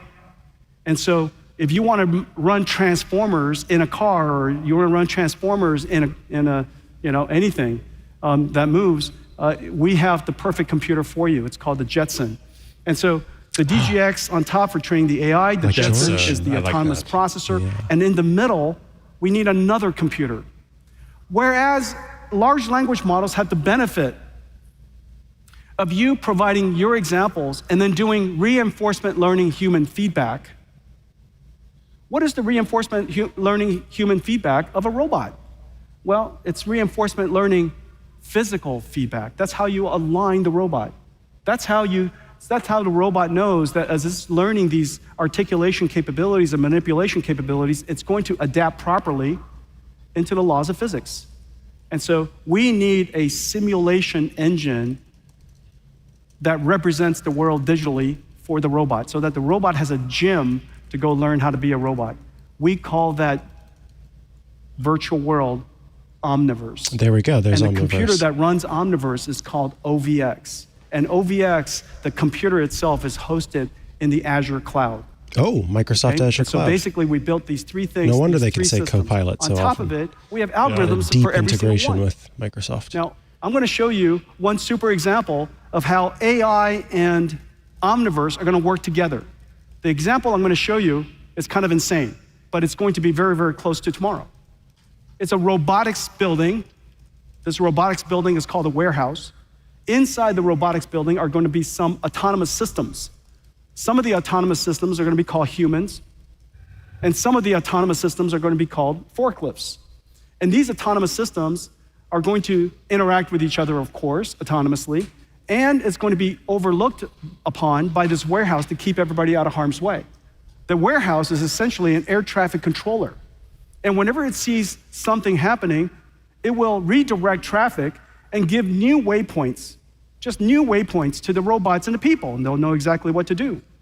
This warehouse, this building, you can also talk to. Of course you could talk to it. Hey, SAP Center, how are you feeling today? For example. And so you could ask the warehouse the same questions. Basically, the system I just described will have Omniverse Cloud that's hosting the virtual simulation, and AI running on DGX Cloud, and all of this is running in real time. Let's take a look. All right. The future of heavy industries starts as a digital twin.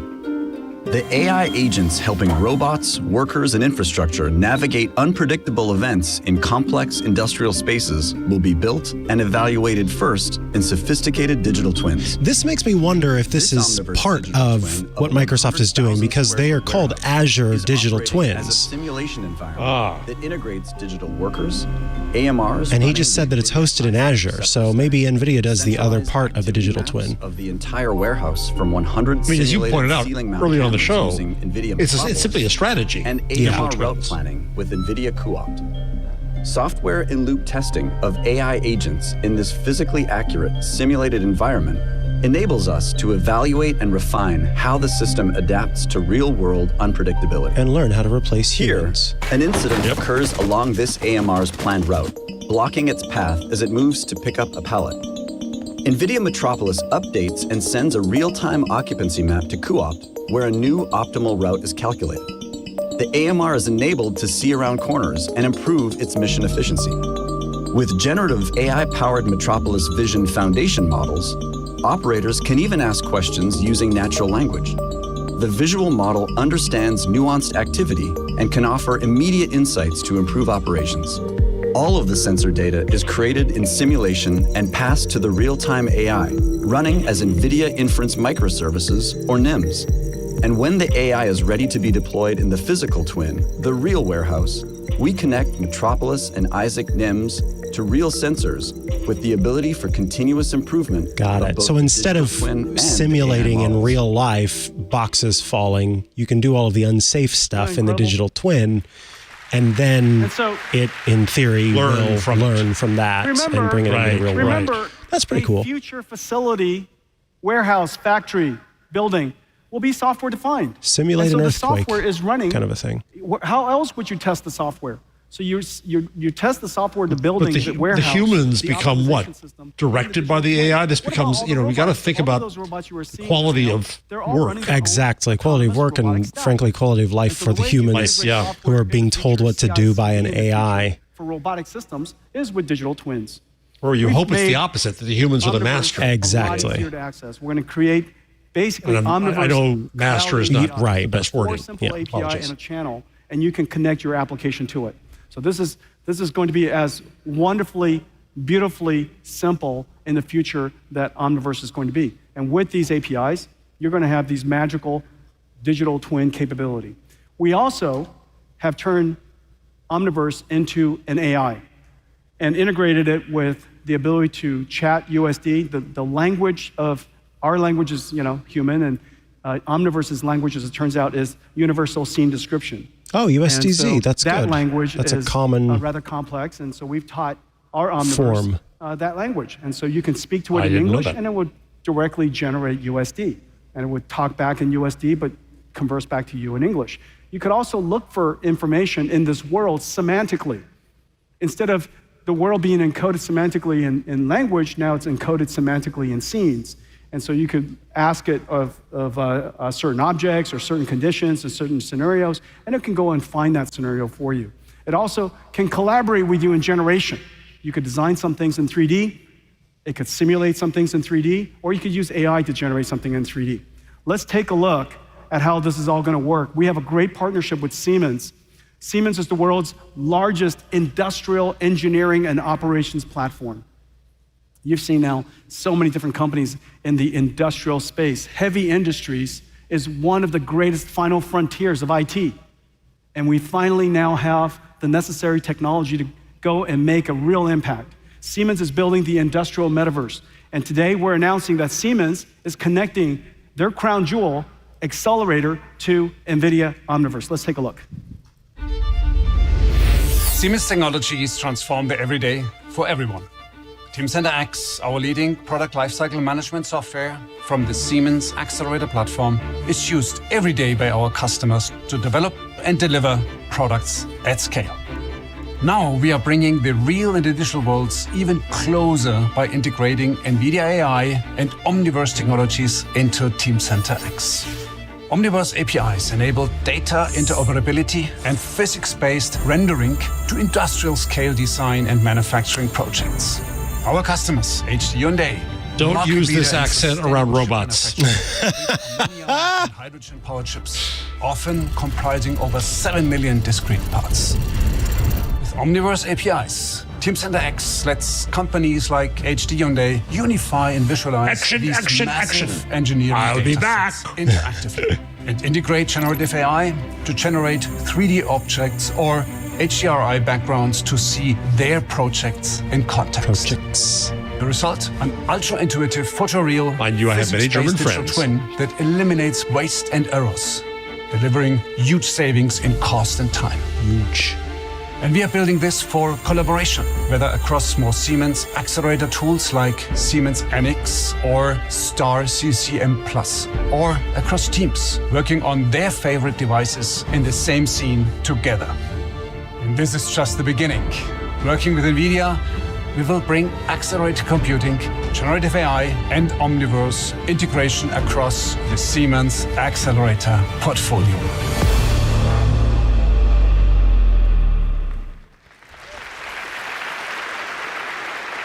The professional voice actor happens to be a good friend of mine, Roland Busch, who happens to be the CEO of Siemens. Good. Thank you. Once you get Omniverse connected into your workflow, your ecosystem, from the beginning of your design to engineering to manufacturing planning, all the way to digital twin operations, once you connect everything together, it's insane how much productivity you can get. And it's just really, really wonderful. All of a sudden, everybody's operating on the same ground truth. You don't have to exchange data and convert data, make mistakes. If it's generated, is it ground truth? Right. From the design department, That's the issue, art sir. department, the architecture department, all the way to the engineering and even the marketing department.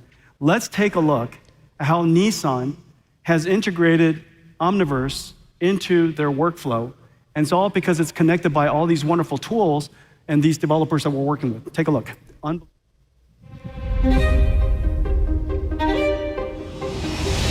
So we're seeing vehicles, we're seeing purses, and nice design. This is the best example of design we've seen.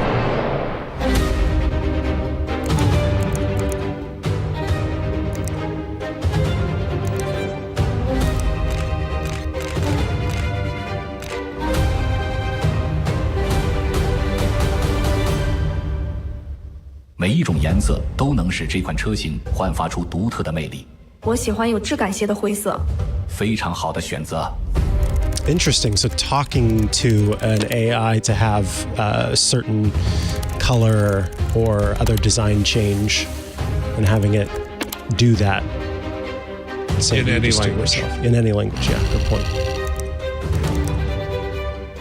Rendering an environment based on a description. Show me a vehicle that can go anywhere. Add on the Explorer pack. So that is obviously trained, and once again we see the Apple Vision Pro, but that was obviously trained specifically to what Nissan has for it to know what the Explorer pack was.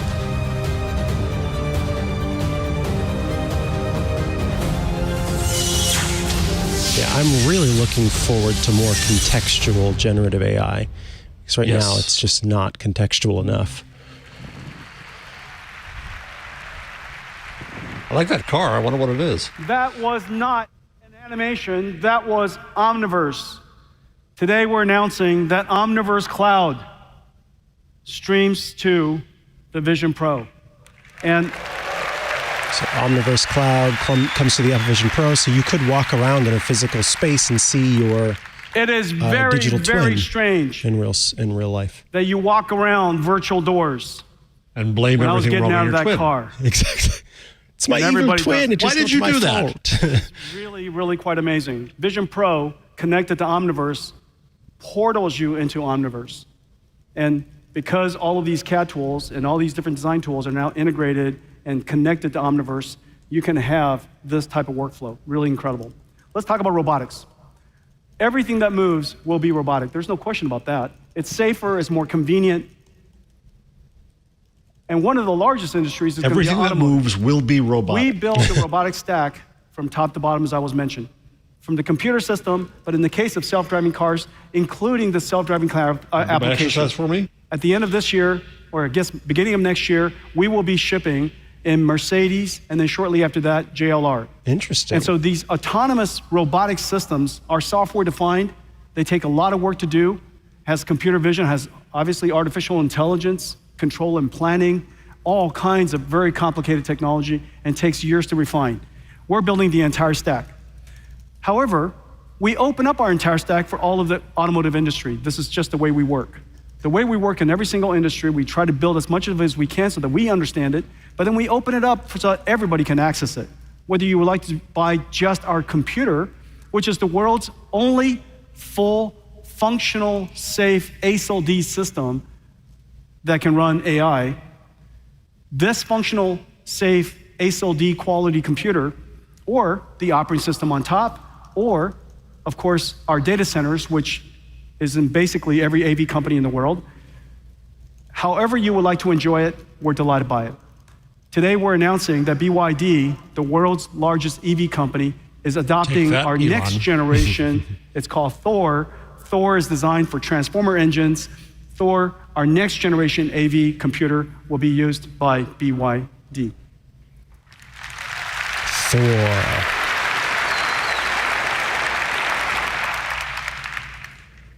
You probably don't know this fact that we have over 1 million robotics developers. We created Jensen, this robotics computer. We're so proud of it. The amount of software that goes on top of it is insane. But the reason why we can do it at all is because it's 100% CUDA compatible. Everything that we do in our company is in service of our developers. And by us being able to maintain this rich ecosystem and make it compatible with everything that you access from us, we can bring all of that incredible capability to this little tiny computer we call Jensen, a robotics computer. We also today are announcing this incredibly advanced new SDK. We call it Isaac Perceptor. Isaac Perceptor, most of the robots today are pre-programmed. They're either following rails on the ground, digital rails, or they'd be following APRO tags. But in the future, they're going to have perception. And the reason why you want that is so that you could easily program it. You say, would you like to go from point A to point B, and it will figure out a way to navigate its way there. So by only programming waypoints, the entire route could be adaptive. The entire environment could be reprogrammed, just as I showed you at the very beginning with the warehouse. You can't do that with pre-programmed AGVs. If those boxes fall down, they just all gum up and they just wait there for somebody to come clear it. And so now, with the Isaac Perceptor, we have incredible state-of-the-art vision odometry, 3D reconstruction, and in addition to 3D reconstruction, depth perception. The reason for that is so that you can have two modalities to keep an eye on what's happening in the world. So like an advanced Isaac robotic vacuum. Perceptor. The most because a lot of them are able to see stuff and move around. Yeah. Manufacturing arms, and they are also pre-programmed. The computer vision algorithms, the AI algorithms, the control and path planning algorithms that are geometry aware, incredibly This is where virtual worlds intensive. make sense to me, to make the world make sense to the machine. Yeah. Not so much to we us. have the world's first CUDA-accelerated motion planner that is geometry aware. You put something There's in one front of these it at comes up with an a new airport, plan and it makes coffee. And it takes about 5 times as long to make a cup of coffee as it does for a human to do it at the Starbucks that's next door. And I wonder about, the practicality of that. Yeah, it's the pedantry of motion. The foundation. Wow, you and those phrases, I swear, they're so good. Are now available. The pedantry of motion. And they also just run on NVIDIA's computers. We are starting to do some really great work in the next generation of robotics. The next generation of robotics will likely be a humanoid robotics. We now have the necessary technology, and as I was describing earlier, the necessary technology to imagine generalized human robotics. In a way, human robotics is likely the longest easier. sermon and the biggest super church I've ever seen.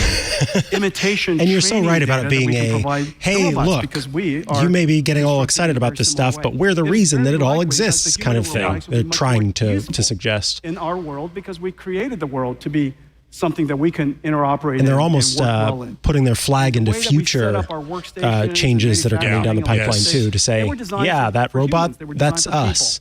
And so you want our chips, then use our stuff. Much more productive to deploy. Well, we're creating, just like we're doing with the others, the entire stack. Starting from the top, a foundation model that learns from watching video, human examples. Hopefully it's not watching America's Funniest Home Videos, because then it'll just learn how to fall a lot. How to fall, yeah. Gym for it, called Isaac Reinforcement Learning Gym, which allows the humanoid robot to learn how to adapt to the physical world. And then an incredible computer, the same computer that's going to go into a robotic car, this computer will run inside a humanoid robot called Thor. It's designed for transformer engines. We've combined several of these into one video. This is something that you're going to really love. Take a look. Don't tell me how I feel.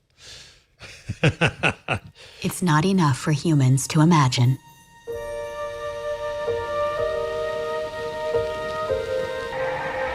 We have to invent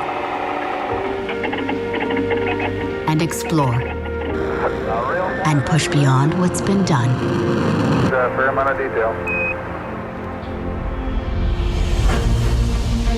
The video we're watching is showing different clips of robotics. We push it to fail. An arm squeezing mustard, picking up mustard and squeezing mustard.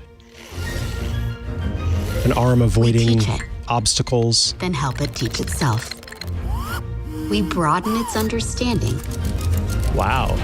A simulation of an arm doing some to take on new tricks with a pencil. With absolute precision and succeed. One of those weird robot dogs climbing stuff. We make it perceive and move and even reason. So it can share our world. They keep pushing that. Yeah. Not yet. I'm just kind of assuming that's the case. Fine reason.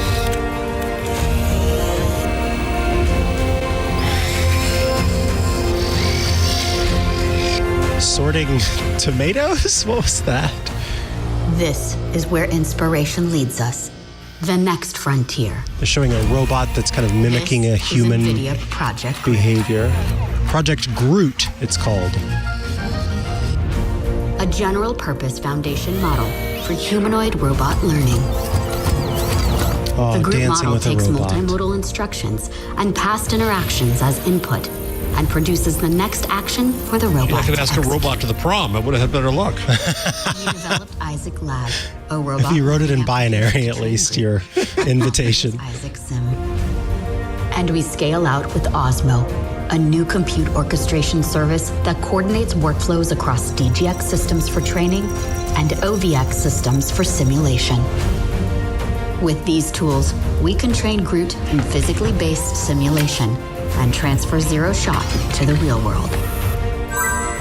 The Groot model will enable a robot to learn from a handful of human demonstrations, so it can help with everyday tasks. Wow, so they teleoperate it first and then let the robot use that training to actually do This is the made activity. possible with NVIDIA's technologies that can understand humans from videos, train models and simulations, So mimicry and from ultimately deploy them demonstration. directly to physical robots. Connecting Groot to a large language model even When you allows it to abstract generate every motions function by that a following brain or a natural body language does, instructions. so that it can be mimicked. Hi, Joe. That's Can you give me a a lot high of work. Yeah. Hey, let's high five. Can you give us some cool moves? Sure. Are we all going to have to train our own robots if we want to use them? All this incredible This is how intelligence norms is will be powered set in by the the new future. Jensen They'll come robotics prepackaged chips, with them. Designed Yeah. for Groot, built for the Oh, and then you future. could probably get little add-ons, the dance package or something like that. The building blocks for the next generation of AI-powered robotics. the barista package. You'd pay like a monthly subscription for a robot that'll make you coffee at home. Now they're bringing what appear to be actual... no, I think it's... no, that's just on the screen, I think. Robots they're showing. Could be worse what Elon did with the dancing human. Oh my, yeah. The soul of NVIDIA. The intersection of computer graphics, physics, artificial intelligence. It all came to bear at this moment. The name of that project, General Robotics 003. Groot. I know. Super good. Super good. So how did that become Groot? Well, I think we have some special guests. Oh, 3. 3 is in T. Do we? Oh no. Okay, these look like Star Wars robots, little Star Wars droids. So I understand you guys are powered by Jetson. They're powered by Jetsons. These are actually coming out on stage as opposed to the other robots that are just cute. They are cute. Oh, they're speaking. Ladies and gentlemen, this is orange, and this is the famous green. They are the BDX robots of Disney. Amazing Disney research. But they're being teleoperated. Come on, you guys, let's wrap up. Let's go. 5 things. Where are you going? Maybe they're not being teleoperated. I sit right here. Or they did that on purpose to make us think they weren't teleoperated. Hurry up. What are you saying? Oh, the green one's stubborn. It's not time to eat. It's not time to eat. I'll give you a snack in a moment. Let me finish up real quick. Come on, Green, hurry up. Is it coming? Please tell me it's wasting coming. time. 5 things. 5 things. First, a new industrial revolution. Every data center should be accelerated. $1 trillion worth of installed data centers will become modernized over the next several years. Second, because of the computational capability we brought to bear, a new way of doing software has emerged. This is Generative 5 AI, years, is the claim. which is going to create new infrastructure dedicated to doing one thing and one thing only. Not for multi-user data centers, but AI generators. These AI generation will create incredibly valuable software. A new industrial revolution. Second, the computer of this revolution, the computer of this generation, generative AI, trillion parameters, Blackwell, insane amounts of computing. Third, I'm trying to concentrate. Yeah, the robot is making noise. Right. Good job. Third, new computer. It is behaving. New computer creates new types of software. Rather realistically, I guess. Should be distributed in a new way. So that it can, on the one hand, exactly. be an endpoint in the cloud. It reminds me of my dog. That's what I'll say. Allow you to take it with you because it is your intelligence. Your intelligence should be packaged up in a way that allows you to take it with you. We call them NIMs. And third, these NIMs are going to help you create a new type of application for the future. Not one that you wrote completely from scratch, but you're going to integrate them like teams. Create these applications. We have a fantastic capability between NIMs, the AI technology, the tools, NeMo, and the infrastructure DGX cloud in our AI Foundry to help you create proprietary applications, proprietary chatbots. And then lastly, everything that moves in the future will be robotic. You're not going to be the only one. And these robotic systems, whether they are humanoid, AMRs, self-driving cars, forklifts, manipulating arms, they will all need one thing. Giant stadiums, warehouses, factories. There can be factories that are robotic, orchestrating factories, manufacturing lines that are robotics, building cars that are robotics. These systems all need one thing. They need a platform, a digital platform, a digital twin platform, and we call that Omniverse, the operating system of the robotics world. These are the 5 things that we talked about today. What does NVIDIA look like? What does NVIDIA look like? When we talk about GPUs, there's a very different image that I have when I when people ask me about GPUs. First, I see a bunch of software stacks and things like that. And second, I see this. This is what we announced to you today. This is Blackwell. This is the platform. He didn't have to do the Bush amazing moment. processors, NVLink switches, networking systems, and the system design is a miracle. This is Blackwell, and this to me is what a GPU looks like in my mind.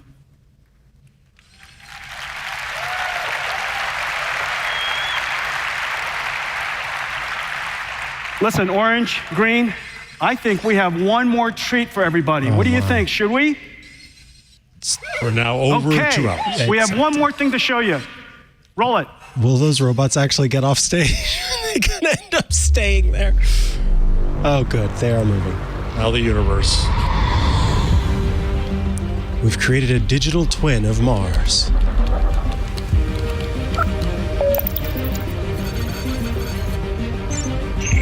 Oh, this is dorky. So the alien typing, as if aliens had fingers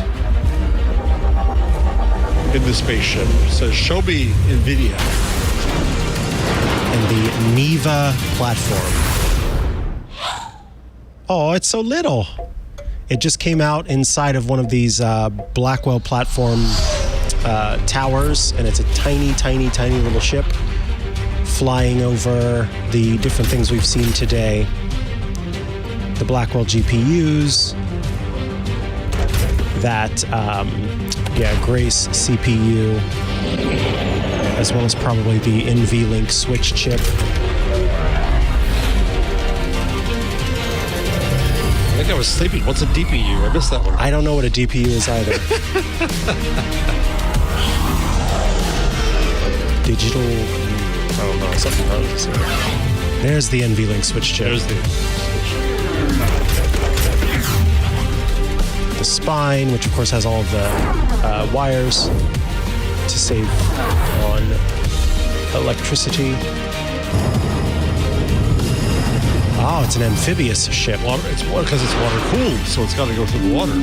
Oh, there's a leak. Don't worry, they're on it.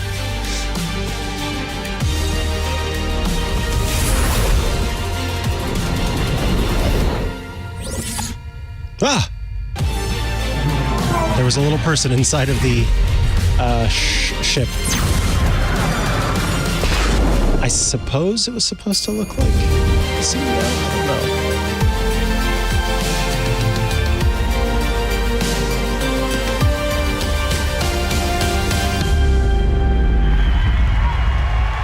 So yeah, that was just a little overview of what we saw. Thank you. Have a great GTC.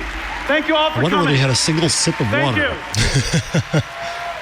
He just simulated the water. I mean, he did do pretty well considering I did agree. the whole show himself. Did the whole show himself. That's 2 hours of almost consistent and constant communication paired with no rehearsal, allegedly.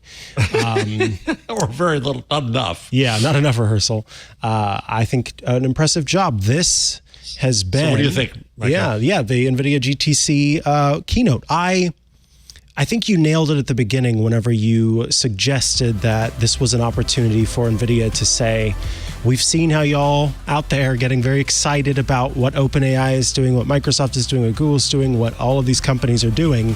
But don't forget, we're the behind the scenes folks that are helping make all of that possible. At the same, because this technology that is going to power the next set of whatever happens in AI, we may not have heard about otherwise, because those companies are buying it and then building the tools that we actually use on top of it. And that's the stuff that we as consumers see. So I think you're dead on in what this was meant to be.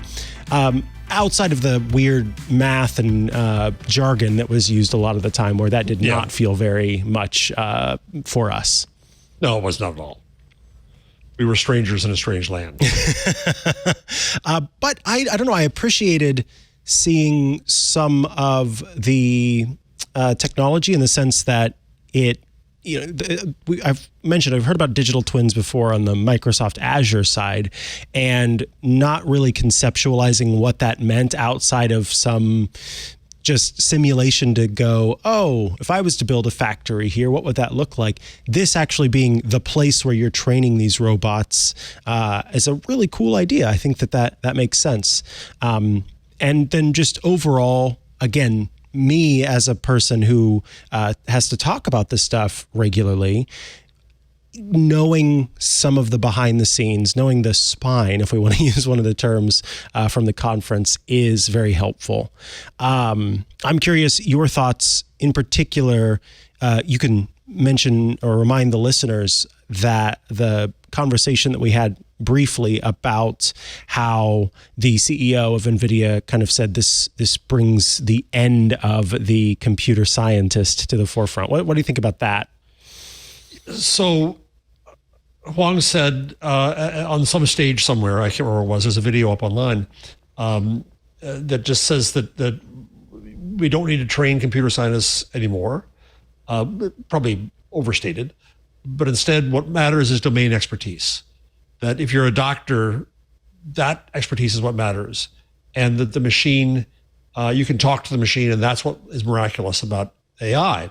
So it brings it to our level, which I think is real and is true. And I talk a lot about wanting to start a new program in internet studies, or call it internet and AI, or technology humanities. We've got to bring the humanities back into this. It's about humanity and how we interact with this. It's less about the technology. One thing I learned, and pardon me, I'm going to do a plug here in the Gutenberg parenthesis. See, I had to get it once this show. There it is. There it is. Is that after some time, the technologists and the technology fade into the scenery. Mm-hmm. And what matters is what we do with it.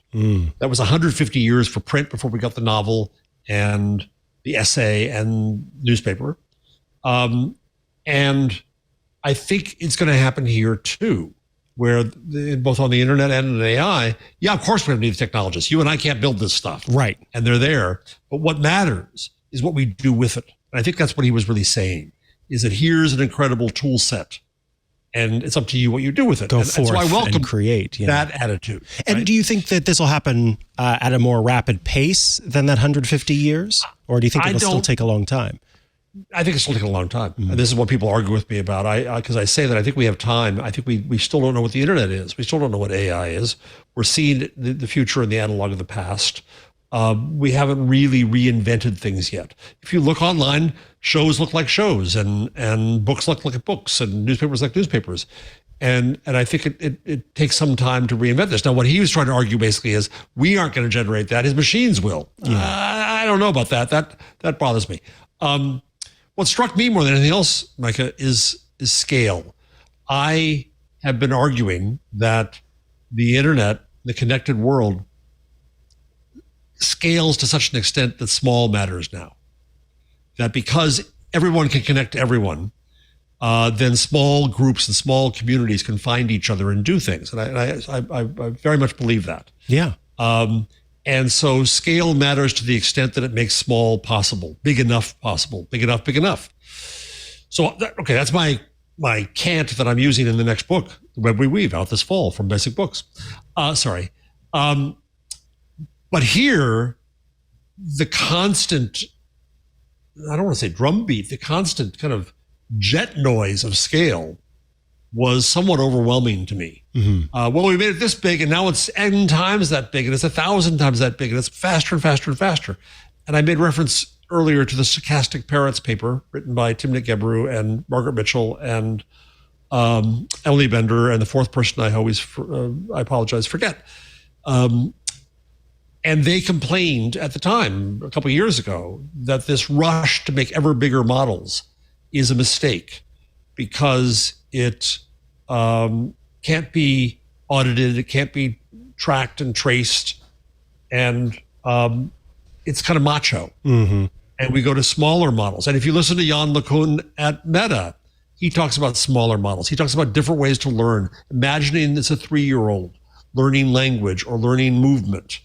And so I think that brings it back into a human scale of conception, whereas today it blew all that apart. It's just, my God, it is bigger upon bigger upon bigger upon bigger. And that's what he wants as a business. Right. Yes. It's very capitalistically minded in the background, even if it's not just ego, just that idea of, yes, a company who makes its money by selling these is obviously going to try to imagine doing more and more and more and getting you to invest in more and more and more. Right. The last thing that strikes me is the relationship with his customers. Somewhat befuddles me. Yeah. He brags about the advances of Transformer, but he gives no credit to Google for that. He talks about the digital double. What do you call it? The digital twin. Thank you, twin. Close. And as you pointed out many times, that's kind of Microsoft's phrase. And yes, he mentions the customers, and yes, he mentions what they're doing, but he also is competing with them in creating models. Mm-hmm. And I don't understand the business well enough to get the full dynamics of that. I gotta think there's some trouble here that they think at NVIDIA, you all need us, but Google makes its own chips too. Apple makes its own chips too. I don't know that and there's other competitors out there, and NVIDIA is doing, Lord knows, is doing extremely well. It's amazing. But at what point does hubris tear them down? Right. I don't know. Yeah, I'm still very confused about it as well.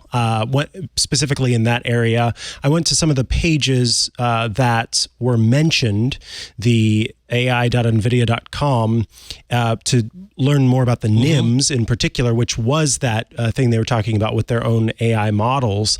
But what's interesting is all of the models that they are, I'm going to use a strange verb here, NIMing, are actually models from other companies. So it's Stability AI's SDXL Turbo, it's Google's Gemma 7B, it's Meta's Llama 2 that you're actually interacting with, it's Stability's AI Stability Video Diffusion. So it's almost as if what NVIDIA is providing is the platform on which to sit some of these open models, maybe, as opposed to being them creating models of their own. So that may have just been because, again, we talked about how it was all kind of couched in jargon. It may have been a misunderstanding. I don't know. I don't understand that, because it sounded to me at one point that he was talking about them making their own models. Right. And so I don't understand it well enough to know what's going on and kind of what their market position is. Versus others. And, finally, it's amazing, too, to think about the world used to be owned by Intel and Intel inside, and now it's NVIDIA inside everything. Mm-hmm. Yeah, and they want to remind us of that. I think that's what today was about. You saw all of the companies mentioned, SAP being one that, as NVIDIA pointed out themselves, runs a lot of the stuff behind the scenes at NVIDIA too. That's a company that has deep roots in so much. So learning that, they're using NVIDIA in many ways. There were some different kind of terms, verb phrases that were used that's still very confusing to me, and I plan to kind of learn more about what it means, particularly early on when they were talking about being able to, oh goodness, now I'm forgetting what the terminology was, but essentially a company could accelerate their compute by working with NVIDIA in these specific ways, and it wasn't quite clear what that meant and what it meant to go forth with what NVIDIA was providing. Yeah. So there was a lot of kind of... CUDA accelerate? Yeah, that's it. CUDA accelerate. Accelerate, right. Yeah. Right. So what that actually means in practice was not made clear, I feel, other than we'll make your compute even more computey. That was kind of the extent of it. So just to say compute as a noun... Always, it's like I hate using gift as a verb. Yeah. It's give, not gift. It's give, right? And so now that compute becomes a noun, and how much compute you have, I understand it's shorter than saying computer power or something else. The amount of compute in a thing, yeah. But to me, it's a very recently popular phrase. I'm sure they've been using it in computer science for a long time, But now that AI comes, it's out there in language. Yeah, it's just not clear, right? At least in the sense of everything else that this presentation, this 2-hour presentation provided, there were times where I genuinely did feel a little lost by what was being said. I fully admit it. Yeah, I was the wrong person to have here, except that I'm interested in this, but that's it. That's what we both do. We're enthusiasts, exactly, right? Exactly. Omniverse, accelerated computing, guardrail it. The AI Foundry, everything that moves will be robotic.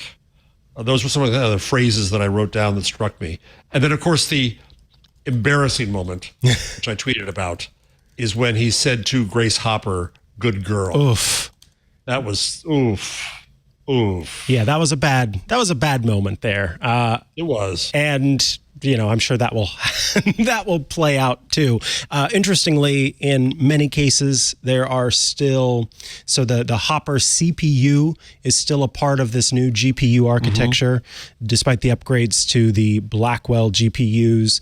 A lot of that technology is kind of being updated in componentized areas, and ultimately, I remain curious at what companies can even afford some of the stuff that they were showing off today, because wow. That goes back to scale. Yeah. Right? I want to believe that open source models in AI brought down to the level of researchers in schools and startups will do amazing things. And I believe that will be the case. But there's this pressure for huge. And, you see these pictures of them multiplying servers upon racks upon things, and they can all talk to each other, and that's fine. And he's saying, you got to fill it with data then. And that creates an omnivorous, speaking of Omni, hunger for data that's going to freak people out. Yes, it will. Data has become a bad word. And I think that's a problem, because data is knowledge at some point. But they're going to try to hoover up everything they possibly can. And the problem remains that what is available from those who had the power to publish and the power to create in the past. That is what makes these systems biased. And what we really should be talking about is what we add to them, what's missing from them. Not to feed their omnivorous, omniverses, but instead to find more diversity and value in how we present the world. Yeah. Perhaps to these machines. Perhaps this is where it is a good opportunity. What we hear about what's upcoming and sort of what's underway right now. We just heard from OpenAI that they're training on publicly available video. And I think about all of the everyday people who that was kind of their first foray into online publishing, and how maybe that will better capture the zeitgeist, perhaps. TikTok publishing and YouTube videos and all of that, perhaps is a better representation of the state of the everyday person, versus what I think you're saying, which is that traditionally it's been things from the New York Times, which the New York Times has problems with, and all of those publications that exist on the web that have hold and form a large archive of what the internet is. Maybe this is going to make things a little bit more even in terms of where the or that we have to do that intentionally. Yeah, I see what you mean. Yeah, right, and make that choice. Exactly. And recognize what's not there and say, we got to go for it. If you listen to Wikipedia, they do that regularly. They say, we have a bunch of mainly white male, I think it's heavily male, Wikipedians who work their butts off and do amazing things. They do great things, yeah. But they recognize that because some people are missing from the core of Wikipedians, some things are missing in Wikipedia. And they have to intentionally go out and encourage other people to do this. And I think when we have this talk about generative AI and learning training sets, and how the New York Times says, take our stuff down, all the publishers say, take our stuff down and put up paywalls for the machine. Well, what's the world we're presenting to the AI that's going to be out there making decisions, oftentimes that they shouldn't make? Yeah. but will be on a skewed view of the world. And so the responsibility to me that we don't talk about is what we have to add into all that. And that's, again, goes back to stochastic parrots. If you're dealing with smaller models, you can audit them, you can see what's there, and you can see what's missing. You get to the scale that he was talking about today. You have to build AI to even come close to doing the task of auditing, and then it still doesn't give you, the human being, the full understanding of how. And there's no what's being reasoning, audited. and there's no judgment, and there's no sense of fact, and there's no sense of meaning. Yeah. There are other jumps here. He didn't talk about AGI per se. He did talk about one of the scales here was to learn and understand everything, and the first comes pattern, and then meaning, and then generation. And that's kind of the sequence that they have here. Well, there's a few things missing in there. Do you really understand meaning, machine? No, you don't. There isn't a sense of meaning. And so when you generate from something that doesn't have meaning. That's what generative AI does. Right. It doesn't have meaning. And because it sounds like us, we think it does. But as Emily Bender points out, we impute the meaning in what it produces. It has no sense of meaning. And so this entire industry thinks that it can find meaning, and it can't. And so if they'd slow down and fill in their gaps as well in the functionality, but instead they're just going blasting ahead with scale. So do you think that it's even, is it possible for it to, to actually have that meaning, first and foremost? Secondarily, how do you determine that it does have meaning? And then I guess thirdly, it's almost a bit Schrodinger's cat situation where, like, by the observation of us as human beings to provide that meaning to it, that's what gives it the meaning. So then what is another, can it even be possible for it to have meaning if we don't ascribe meaning to it by giving it meaning? Wow. Yeah. This is what fascinates me about all this. And what I like about this field is because it forces us to ask questions of ourselves as humans. We call it artificial intelligence. Well, what is intelligence? The New York Times starts to believe that AI has a self, which I know it doesn't have, but okay. What is a self? How would we know if it had it? Would we know if it has a sense of meaning? What's the test for that? The other part that always interests me is how these people make, and I didn't hear this today, but you hear it from the AI people, the AGI people, is the goal is to be human, is to duplicate a human function. I don't know that's the right scale for compute. I don't know that's the right judgment of its power and its ability. And so does it have to have a self? No, it doesn't. Can it do the things we want it to do? That's the real test here. Right. And we saw a little bit of that at the very end today where, oh, look, here's a neat car. We can design. We can show you stuff. But it's got to be done in the context of our desires. Damn it. We're in charge. Yeah, I see what you're saying there. It's this idea that we're pushing for it to be human for what purpose exactly? Yes. When really all we want is a tool that can do the things that we need it to do in a new, conception. It is, I guess that's a little egotistical, huh? Exactly. That yes, human that's exactly is what it needs to be because that's the best thing it could be. Right. But it could be, in some ways, immensely more, but in other ways, immensely less. Yeah. You're right. It's egotistical in two ways. One, that we become the basis of judgment. If you're as smart as us, then you've done it. Arrived. Yeah. However, but then the next piece is, if I'm the one who makes that machine that makes it smarter than us, then look how smart I was. Yeah. To do it. Yeah. Right. It's ego squared. Wow. That's why this is a fun field to talk about. And this is what, this is how I blather too with our friend Jason Howell on AIinside.show every Wednesday. Head there. Before a twig. And, we admit today, we don't know half of what he was talking about. Right. But it still affects us. And so we still can have a seat at this table to discuss it. And we need to. We have to. Yeah. Yes. Because as you said, exactly, we are not the people. We need those people to create the stuff, but they're creating all of this stuff for the impact that it has on us and the tools that we will eventually have at our disposal. And so understanding as much of it early on, being aware of it, and then I think more importantly, helping to give other people the understanding such that we're all able to make informative decisions and make informative opinions about it is all very important, because you're right. This is foot on the gas in so many ways.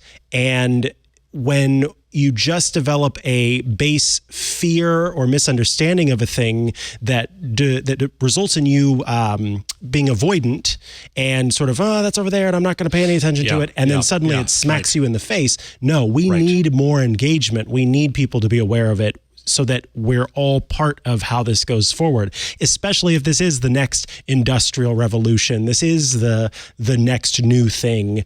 It's got to be informed by everyone, not just the people with the CS degrees. Amen to that. Exactly that. That's why I like Huang saying we can stop training CS people and start caring about domain expertise. That goes to my heart. That's right. And he says that we can do that because the machine can listen and talk to us. I think that's correct. It can't get things right, but we can use our own language to command it, and that puts us back in charge. And I felt today a little loss of that power that he gave me only 2 weeks ago in that talk, but I think we can get it back. Yeah. Well, this was a really good conversation. I appreciate you being here, Jeff Jarvis, to join me in talking about NVIDIA's GTC Keynote. If folks want to check out your other work, where should they go to do that? Gutenberg.com with a discount code for Gutenberg and my other book magazine. Thank you very much for the plug opportunity. You're very welcome. You can find me all this week on many a show as Leo Laporte is on vacation. So tune in all throughout the week for tomorrow. It will be Security Now, Wednesday, Windows Weekly, and Thursday we'll be doing... Wait, you left one out. Oh my gosh, Twig is also on. Yes, Twig as well. Jeez. I'm so sorry. What are we, chopped liver? No, you're not chopped liver. I'm so sorry. I was thinking because there's a special event on Thursday morning. Me, I'm done with Jarvis now. I can forget him for the week. Oh no, more of him. We will be on Twig. I'm very much looking forward to it, actually. The last time I was on Twig, I had a very, very good time, and that was a really re-energizing moment. So I appreciate that. Thursday morning, we will be doing a news event for Microsoft. They're talking about AI, and then of course Tech News Weekly on Thursday as well. So yeah, tune in this week if you want to hear more of me. And thank you all for tuning in to this event, NVIDIA GTC 2024. I'll catch you later. Bye-bye.